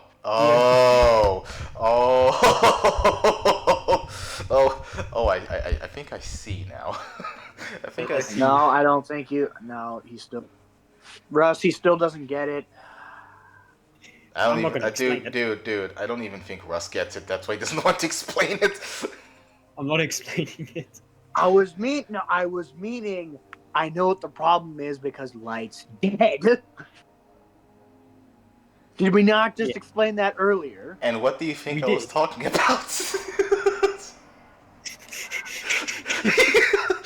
I think you're the only one who was sitting there in the dark thinking that I didn't know what the problem was. No shit! It's little Light being dead that was the problem. Okay. Yeah, like no shit. I thought you were trying to bring something else up. I didn't, if you were gonna bring up little Light, no shit. I was not meaning sex. No. Okay. Okay. Now you really have me on the wrong fucking edge of the fucking spoon, bro.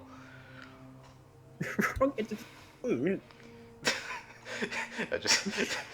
You got me on the whole wrong side of the fucking spoon, because that is nowhere near close to what I was thinking about.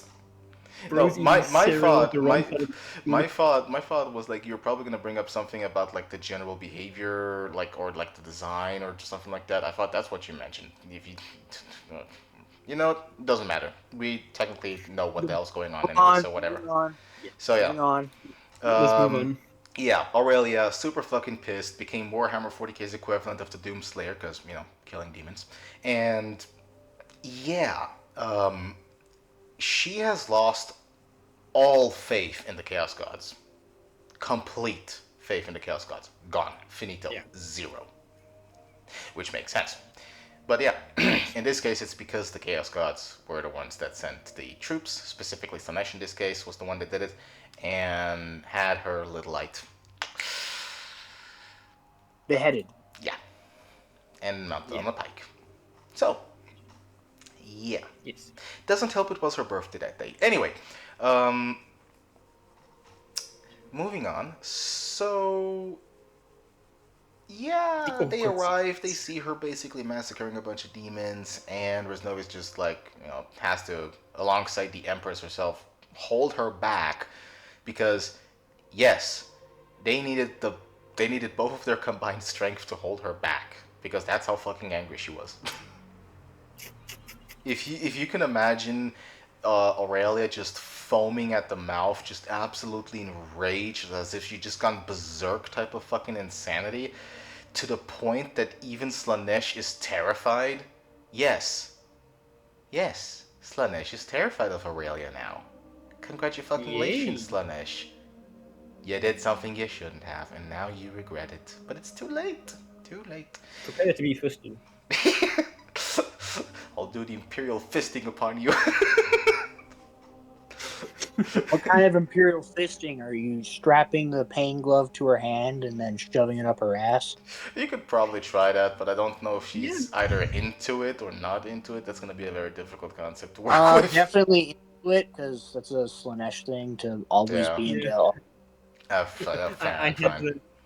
I had the thought of during the whole thing is just like I'm gonna glue your ass to a chair and leave you there. No, actually, that also would make perfect sense. Yeah, no, you're just gonna glue her to a fucking chair and just keep it quiet the whole time, like nothing's happening, just in a perpetual, like, stagnating state. There's nothing happening, always Well, silence. no, but it also has to be a sterile chair, okay? Because otherwise, Oh, yeah. because if it's a actual chair that has some fluids on it, well, then obviously she's gonna be into it and be like, "God, Don't. You will arouse her. You will arouse her. Do not give her any chance. Yep. Anyways, don't worry. The entire fucking place is sterilized from, like, the absolute biggest detail. It is sterilized to the Emperor standard. Yep, Everything is untouched exactly. with vile filth.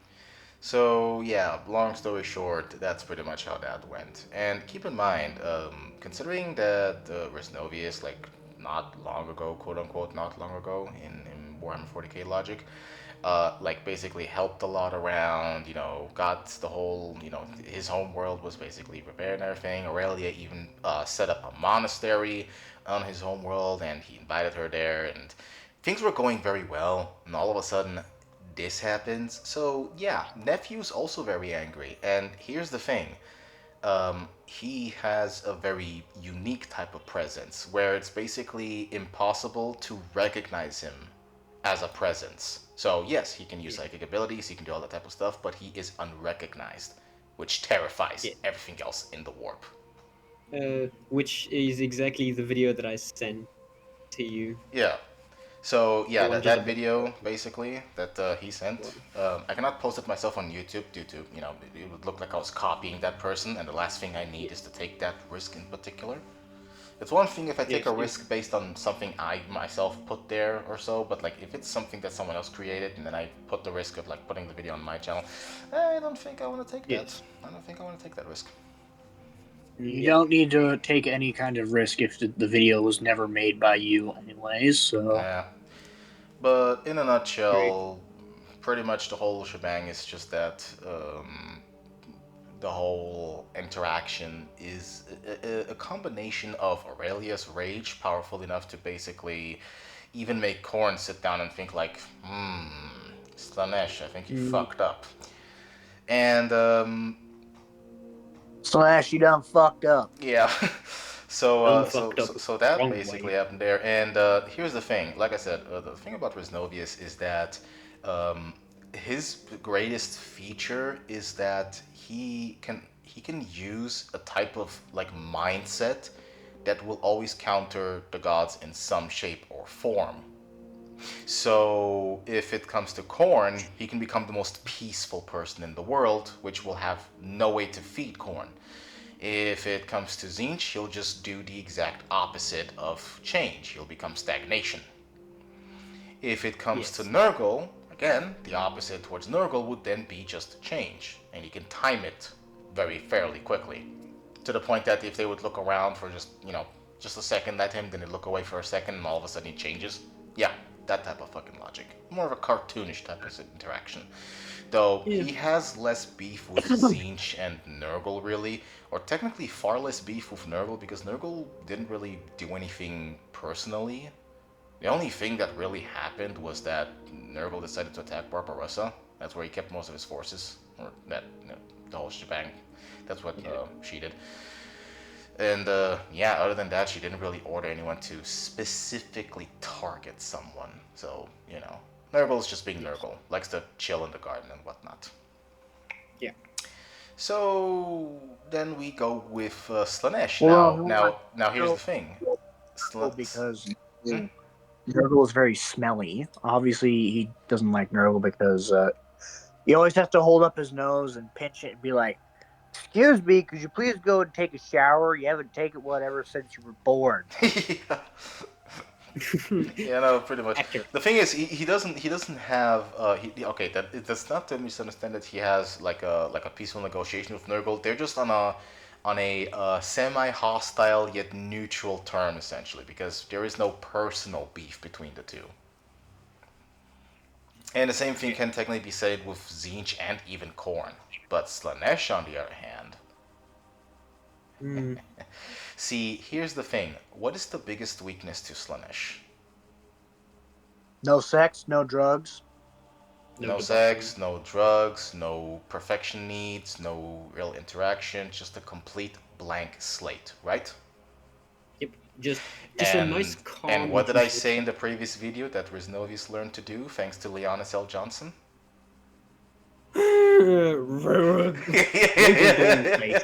Rogel Dawn face. Yeah. And you want to know what's even better? He can do that while massacring trillions of Slaneshi forces. And I'm exaggerating with trillions, obviously, by the number. I didn't fully understand, so I actually have no idea what you meant. Okay, so since emotions. Russ knows, he has the ability to cut off his emotions temporarily when required in battle, which basically makes him a complete blank slate. He doesn't think about anything in particular he wants to perfect or so. He doesn't focus on anything. He doesn't think about perfection. He feels nothing, thinks nothing, and believes in nothing while killing all of the Slaneshi forces in his way, including fighting one-on-one against Slanesh. By the way, the big scar later on that pops up in the story from Slanesh's chest that doesn't heal, that was caused by him. Ooh. So what you're saying is he's basically Malal. Just a complete Yes. blank That's basically slate. what you're saying. He's Malal. Yeah, There's a complete blank slate, nothing to really do or so. And he specifically goes in that way whenever he faces Slaneshi forces or Slanesh herself. Yes. So yeah, that's basically what happens in a nutshell. I believe this to be a perfect analogy. As soon as he turns off his emotions, he becomes basically an exact copy of what a brick is. Yeah. I didn't. What? Say that again. I didn't hear that either. Basically, whenever he cuts off his emotions, he becomes basically an exact copy of a brick wall. A brick wall? Oh, a brick wall. Oh, okay, Yeah, brick wall. Okay, yeah. I understood brick wall, but for some reason you just started to continuously get cut off. Yeah, it right cut there. off a little bit here and there, but other than that, the general sentence was understood. Okay. Yeah. That's good. But yeah, no, long story short, that's pretty much how that went. And I think to finalize the general outcome out of that, Riznovius directly challenged Khorne to a type of battle, essentially. He arrived with his 1,000 sons, essentially. Keep that in mind. And basically, when the two had a standoff, he basically said, "Send me 1,000 of your troops with your champion, and I will come with my 1,000 troops and myself, and we will fight. Whoever wins in this battle will also determine whether you will pull off your forces, and that goes for the rest of the all, back to the warp, or the battle continues." And Khorne, being, even though Khorne is technically, all violent, war, bloody, all that type of stuff, honor, justice, courage and all that, type of typical stuff that basically is also part of the whole shebang is still part of what makes up essentially He the Chaos God. still embraces the warrior culture side, which basically means courage, honor, and fair fighting. Yeah. And that is essentially very easy to understand then, which is also something that worked well in favor for, well, Riznovius in that scenario. So, of course, See, that's also Korn why accepted. Korn is my favorite. That's why Korn is also my favorite, because he's not above. He's below the idea of scheming or plotting like Zinch or Slanesh. He's all about not at all speaking lies. Yeah. So, pretty much what happened in that regard is that they had the battle. And both sides fought actually with a direct honor. So there were no tricks used in battle. There were no like stuff going on or so. And during this duel, no one was allowed to fight near them. It was prohibited by Korn herself. She specifically stated, if anyone gets too close in this challenge battle, I will personally vaporize your ass. Yeah. Doesn't matter what your allegiance is. Doesn't matter. And of course, Reznovi specifically stated to the others to not get in the way. Don't join in the fight. This will be a fair battle.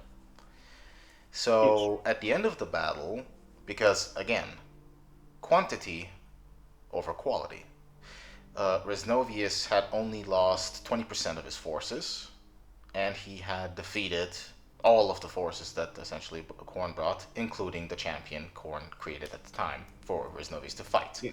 Though it was actually quite a bit of a time, because it did take 2 days for the battle to finish, with no breaks in between. Hot damn. Yeah. Damn. And I bet they slept for like 2 weeks after that. yeah, they would have to, more or less. But yeah, it was a pretty hefty fucking battle. And in a nutshell, that basically was enough for Khorne to basically see that, it was a fair fight, it was a fair challenge, and Khorne accepted. So Khorne obviously managed to much more easier convince Nurgle to basically pull the forces back as well, because, Nurgle has priorities in a sense. And pretty much just, those two were the first ones to, yeet themselves out. The second one to pull off, which was a bit more difficult, obviously, but that's also because, cannot really make a direct choice, which is Tzeentch. And for Tzeentch's case, it's obvious why you can't just tell Tzeentch to leave, because, Tzeentch can't really decide. There's always changing this, changing that. It's never the same thing. So, yeah, it was a much more longer take. Eventually what Khorne has to do is she just has to walk up to Tzeentch and then bitch slap her across the face, then grab her and say, I'm going to shatter you into 1,000 pieces again if you don't make up your damn mind. Yeah, no, pretty much how that would have to go. But in Tzeentch's case, it was easier to convince. No, Khorne had to actually step in when it came to Slanesh, where she basically grabbed Slanesh's head and slammed her face so fucking hard it left a slight permanent mark that Slanesh can never heal from.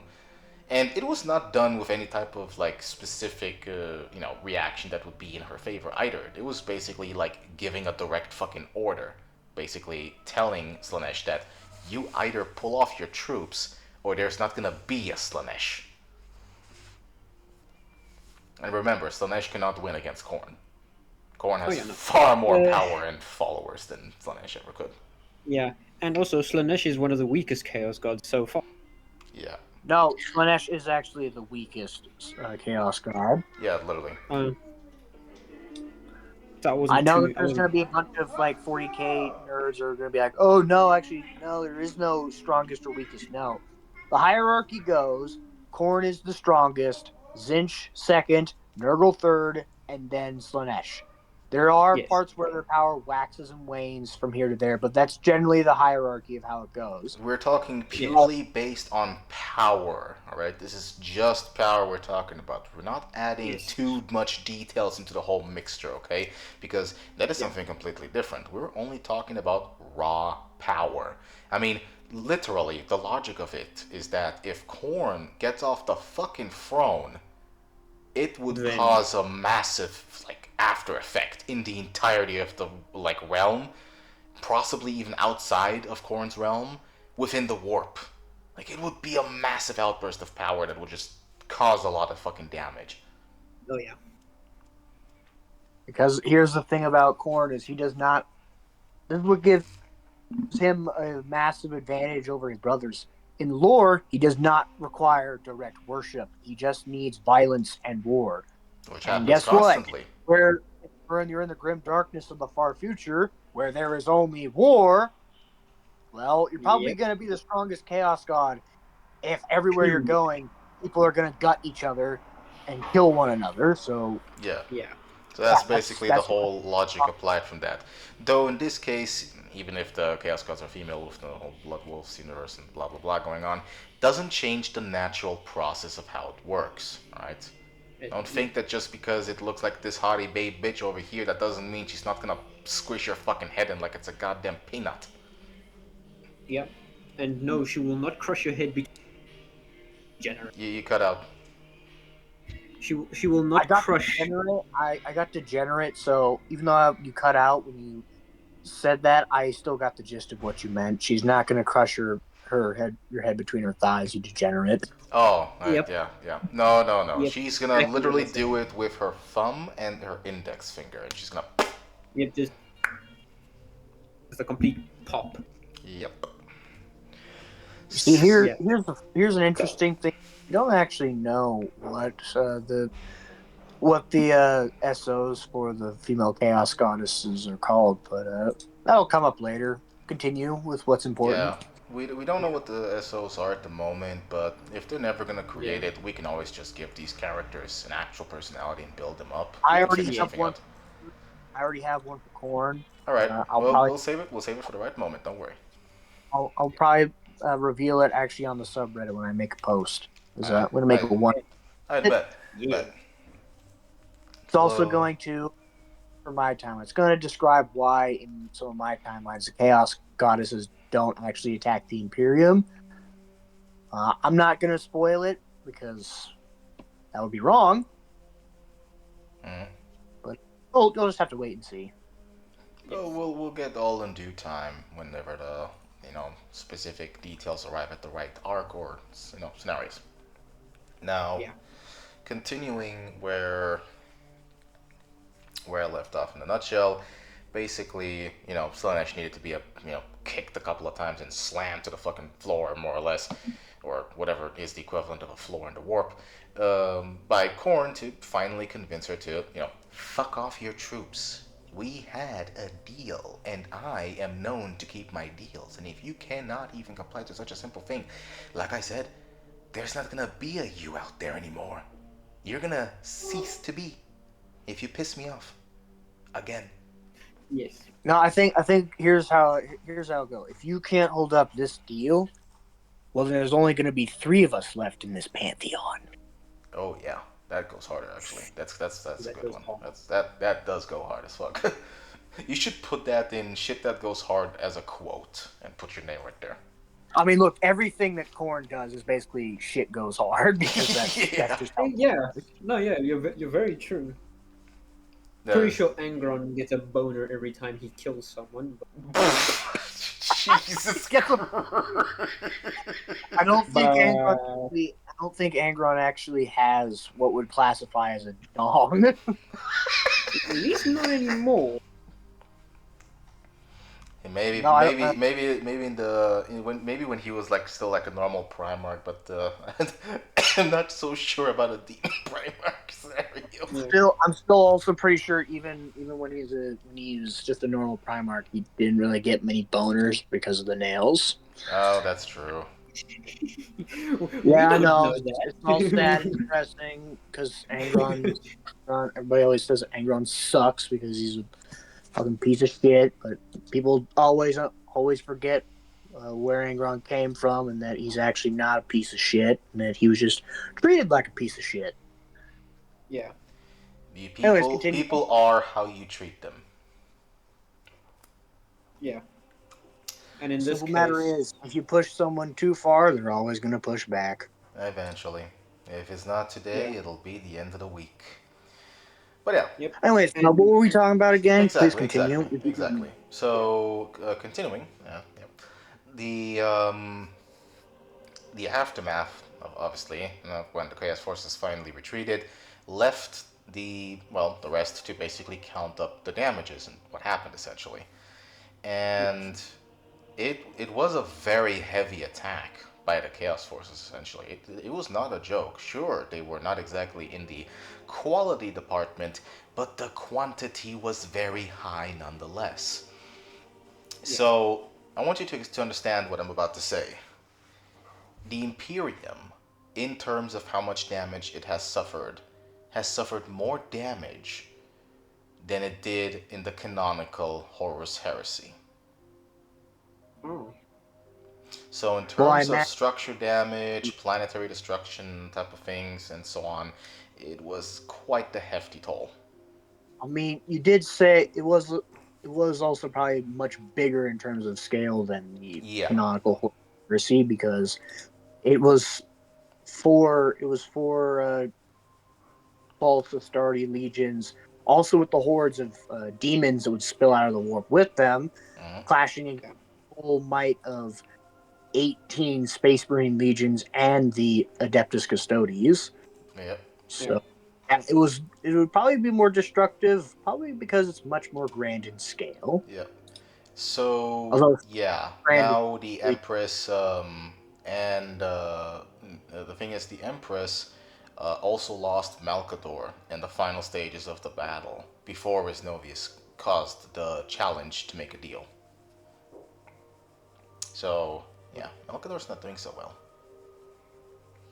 well, he did die at the end of the canonical version as well. Yeah. But that was So mostly just to try and keep the actual emperor's soul from fading away. yeah, but in this case, technically speaking, so like generally, the Empress is on a golden throne, not the same as the canonical one, just generally sitting on a golden throne, working. Well, like you can imagine someone working in an office building, technically, with Juno and Magnolia being her advisors at the moment. Juno, obviously, for structure repair, reconnecting the stuff, the whole jazz, Yes. and Magnolia basically, keeping the general messaging of the Psychers going out there and all that. Yes. My ass hurts No shit. now. Been But sitting yeah, in such a weird position now. Just to moved and to now. the final part of it all, in the I guess general sense, um, there's gonna be like a lot of time that's gonna be spent preparing.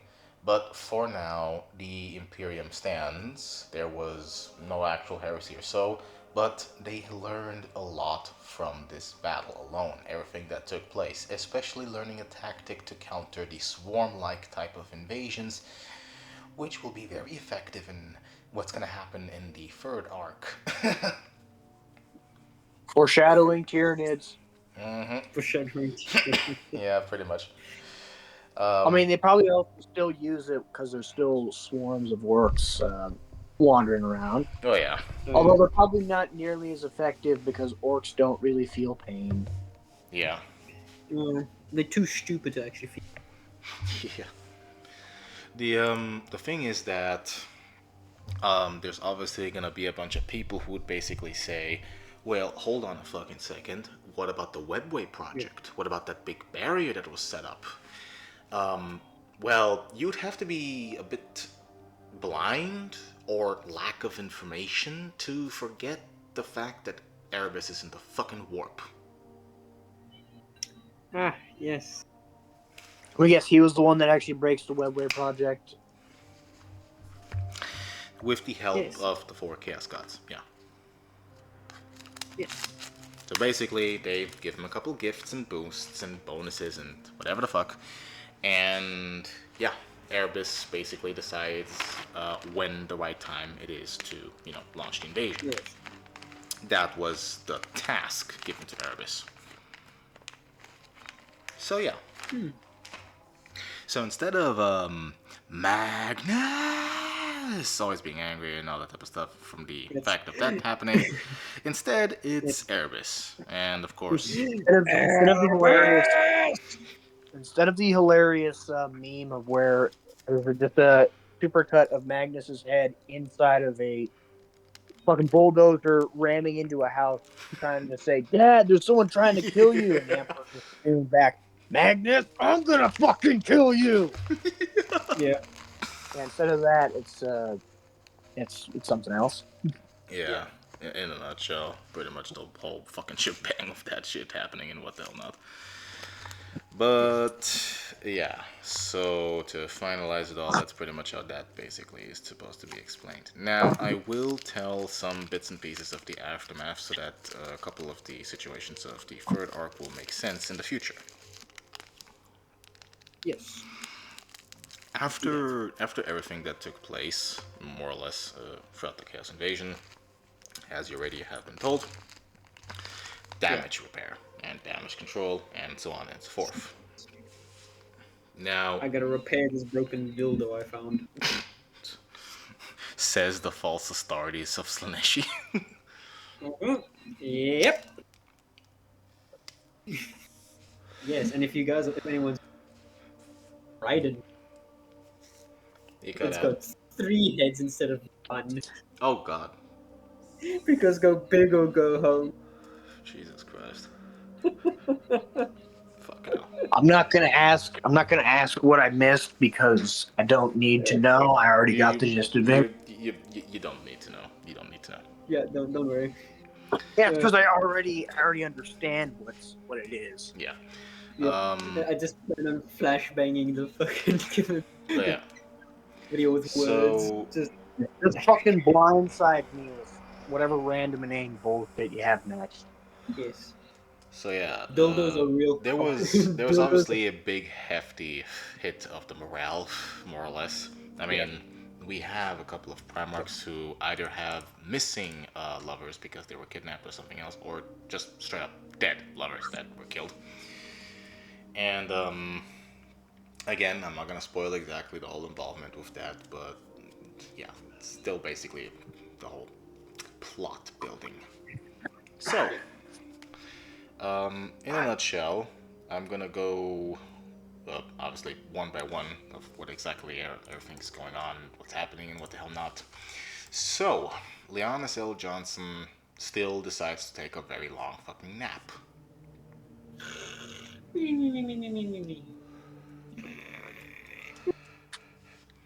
With Squire basically being the one to, do the paperwork.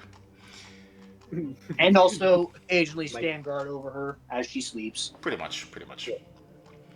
Fulgrim is going to be, well, hanging out with Muse and obviously, trying to, the best way that she can, bring some morale back in her own unique ways. Yes, lots of sex. I know. Yeah. Shush, boy. The adults are talking. Excuse me, I am an adult. Don't make me bust out the belt, boy. Don't make me get the fucking wooden axe. Don't make me bust out the footy fuck. Don't make me get the Godzilla. Do not make me get the Scarlet King. Oh wait, I am the Scarlet King. Shut up. Do not make me get the Oli Noe from Galactus. I don't think anybody knows what that is. If you're talking about Galactus, I think I know what you mean. I just don't know the full details. When I say of it. Oli Noe, Yeah, Oli Nolly. It's just, there's something specifically that's very dangerous about it, but I don't know the full details of it. I just know it's the dangerous. ultimate nullifier. That's what it is. Okay. The ultimate nullifier, otherwise known as Oli Noe. The hooligan. Do not make me get the chunk. Anyways, hold on. Continue. We're getting off track. That's true. So Petra and Trinket, they're obviously working together for repairs alongside Rogalia and Magister. Alakai and Yes. Whirlwind are basically chasing down the Drukari for trying to attack their homeworld, which in this case they were not successful in taking a bunch of, Alakai's people as slaves to, their Yeah. little place, wherever the fuck it's called. Vroom vroom, motherfucker. Yeah. The Dark City, otherwise known as the Dark Webway. Mm, The dark webway, known as. It's not Or, trap. or maybe if you want to call it instead the sadist city, yeah, just call it that if you What want the to. hell is it? where there's actually the entire population is just a mix of masochists and sadists. Yeah. Yeah. What the hell is the What? place called anyway? The city. Hmm? I thought the Dark City. What the hell is it called? I don't remember the name Mm, for the Drukari. I think it literally is just called the Dark City. I'm But gonna anyways, Google it. while he's looking that up, how about you continue, yeah. Yes. So. Kamara. Ah, Kamarag. That's what it's called. yeah. So Freya Russ and Slayer, they're basically returning to Fenris to essentially recover from the damages, especially from the losses as well, and so on. Drinking time. Cassandra and Morgenstern, they're, well, I think you can technically, quote-unquote, call them the temporary police to control the panic by, their own unique ways. So Yeah. they're doing Judge Dredd stuff. Yeah, pretty much. And Sanguinia is preparing the invasion to save her dove. So, yeah. I fully expect that when she meets her false copy, she does the exact same thing that her son does, and that is challenge her to a fair duel. Pretty much.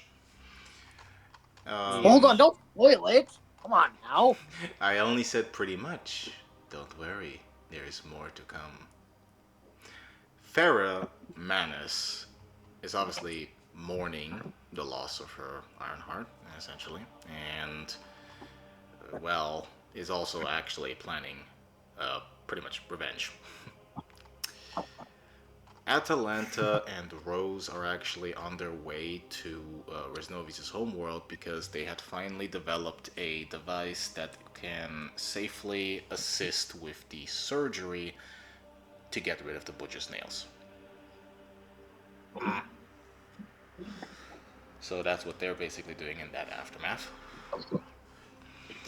Juno is, well, as I said, currently doing advisor work with the whole damage control and repairs and, resources distribution and so on and so forth. Alongside with Centurion helping along, and also the list, the list essentially is a big one. Who the hell just DM'd me? No idea. Mortaria and Lily. Dead. Dead. I don't think they would have DM'd me. I know it was a Super Space Club free on fucking the Epic space Games. book. The space book. The space book is bad. The space book is bad. Oh no, I didn't get Anyways, paid. continue. Magnolia. So Magnolia and Starlight are basically, as I mentioned before, they're basically also working as the advisors as well, except that the Starlight is just, bringing out the books and so on. Yes. We have a surprise visitor, by the way. Who has visited us on this day?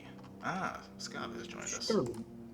Yes. So, yeah, let's continue on the list so we can, we can keep going with this and not lose too much track. Hathor is, well, currently taking care of Moonbeam, who is in the stasis chamber, because even after he was basically saved, he's still temporarily in a coma after what happened. Yes. Aurelia is ripping apart pages and books and any type of records involving the Chaos Gods in a fit of rage. Yeah. Hestia and Vermhard are helping around with the citizens. that basically Oh, survived and saving them around wherever they can find them, stuck anywhere. So okay, I've just realized with Hestia and Wormheart, you haven't. You've changed where he is no longer a cripple. um, actually, thank you for reminding me. Oh God, intermission. So Bad. quick I flashback. guess I'll just leave now. Okay. Okay. Quick back to the flashback. Let's get to the flashback. So I too can. I made a little mistake and I forgot about a certain detail. I'm very thankful to Russ for reminding me. Ooh, you're breaking. So You're breaking.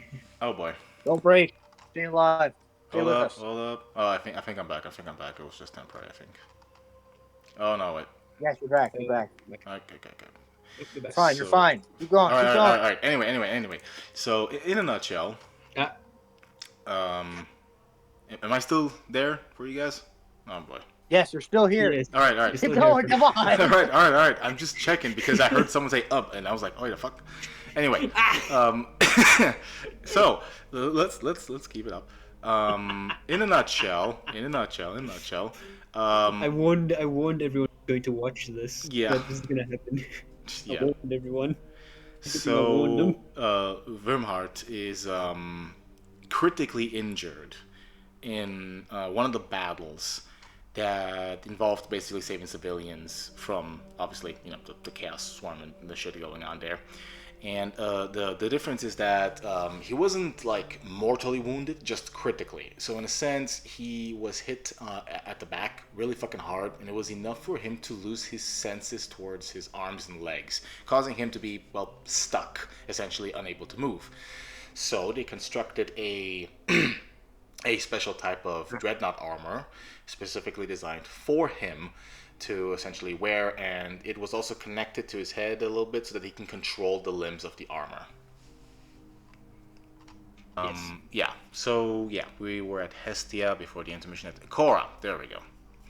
So Yes, Korra Corvia. or Corvia, Nightingale. Doesn't matter. They basically went around to essentially search and hunt down any remaining chaos troops that may have not returned or stayed behind, which mostly involved remnants of the Slaneshi forces from the chaos invasion that just were trying to essentially continue their squabbles and whatever hell. Alferia and Omegan, as I've already mentioned, when the aftermath arrived, is when they actually found a way to enter into the warp and essentially, go and fuck around with Slaneshi's stuff and all that to get Detective back. Yes. So, with that being said, that is basically the short version of it all, or just generally what happened for the aftermath of the whole situation. And yeah, I think we have gotten the most details of the second arc, this time with not too much information, though certainly a bit of a longer recording, I can imagine. Yes. Yeah, we're already hitting 2 hours. Yeah. Right. If not Which more. is normal. Yeah, it's just If the whole not thing. more, yeah. But yeah, Well, we still got some time left. yeah. Yeah. I mean, I did technically just like interject in the middle of the recording, so It's fine. Yeah. But yeah, Uh, if anyone basically wants to have a specific detail that I can say without spoiling too much about the third arc, it would be that the third arc is already going to step towards the 40th millennium. So essentially, it's going to be, the first half is going to be what happens between the 35th/36th millennium all the way towards the 40th millennium, and the rest of the half is basically what happens during the 40th millennium and the 41st millennium. Yes. So yeah, that is basically what's going to happen random- during that time. yes. So now Random- we're about that. Yes, indeed. Random intermission. I've just And for the record, We're almost 3 there's hours. even more lore in the third and fourth arc. So I'll probably Hour have to make a 4. part 1 and part 2 depending on how much I have to record. So it's still going to be all recorded into one thing. I'm just going to basically cut at the middle and just make it a part 1 then part 2. yes. I mean, look, this is a fact of life. Is when you create a alternate universe about a galaxy as big as 40K, you're always gonna have a lot of lore and stuff that you shove into it that's gonna be your own. So It's a lot. really, this is not at all a surprise. Yeah, have it as long as you like. It's up to you. If people Yeah. don't like it, they don't like it. If they do, they do. Yeah, pretty It's much. personal. And I think that's what this podcast is really all about. Yeah. Pretty much. Yeah. We're just basically Though it may not be describing called what we a, want. though I may not call it a like direct podcast, it is gonna be like an exclamation mark, set podcast. Essentially, that's what I was gonna say. But yeah, Yeah. these are technically lore episodes, more or less, that I prefer to call them directly. But it is essentially like a podcast because it's a very long video where we talk about like lore and all that shit. In any case, thank About you for random having bullshit. joined us. If you've reached this far into the video, you're one dedicated motherfucker, I must say, and I'm very thankful to have had you. And Indeed. if you have reached to this part of the video, this is a test after all to make sure if you have or haven't, feel free to comment in the comments. I officially have seen everything. And that way I'll know you have reached to this point of the video. Yes. Put in the comments if you've reached this far. Video. Most definitely. Random toad death in the comments. Put Yeah, that in even the better, comments. even better. Random toad death. Random toad death. Put that in the comments. you'll I if you want reached some this far. shout out in the comments proclaiming how much of us want to sign the petition to make Erebus play Getting Over It. Yeah. Oh, we will definitely have some fun with that. Oh yeah, no doubt about it. But yeah, So- anyways, thank you But for that's watching. for another time. And we will see Yes. you in the third arc. Indeed. До Hope свидания. everyone enjoyed. We'll see you next time. Bye. Whoa.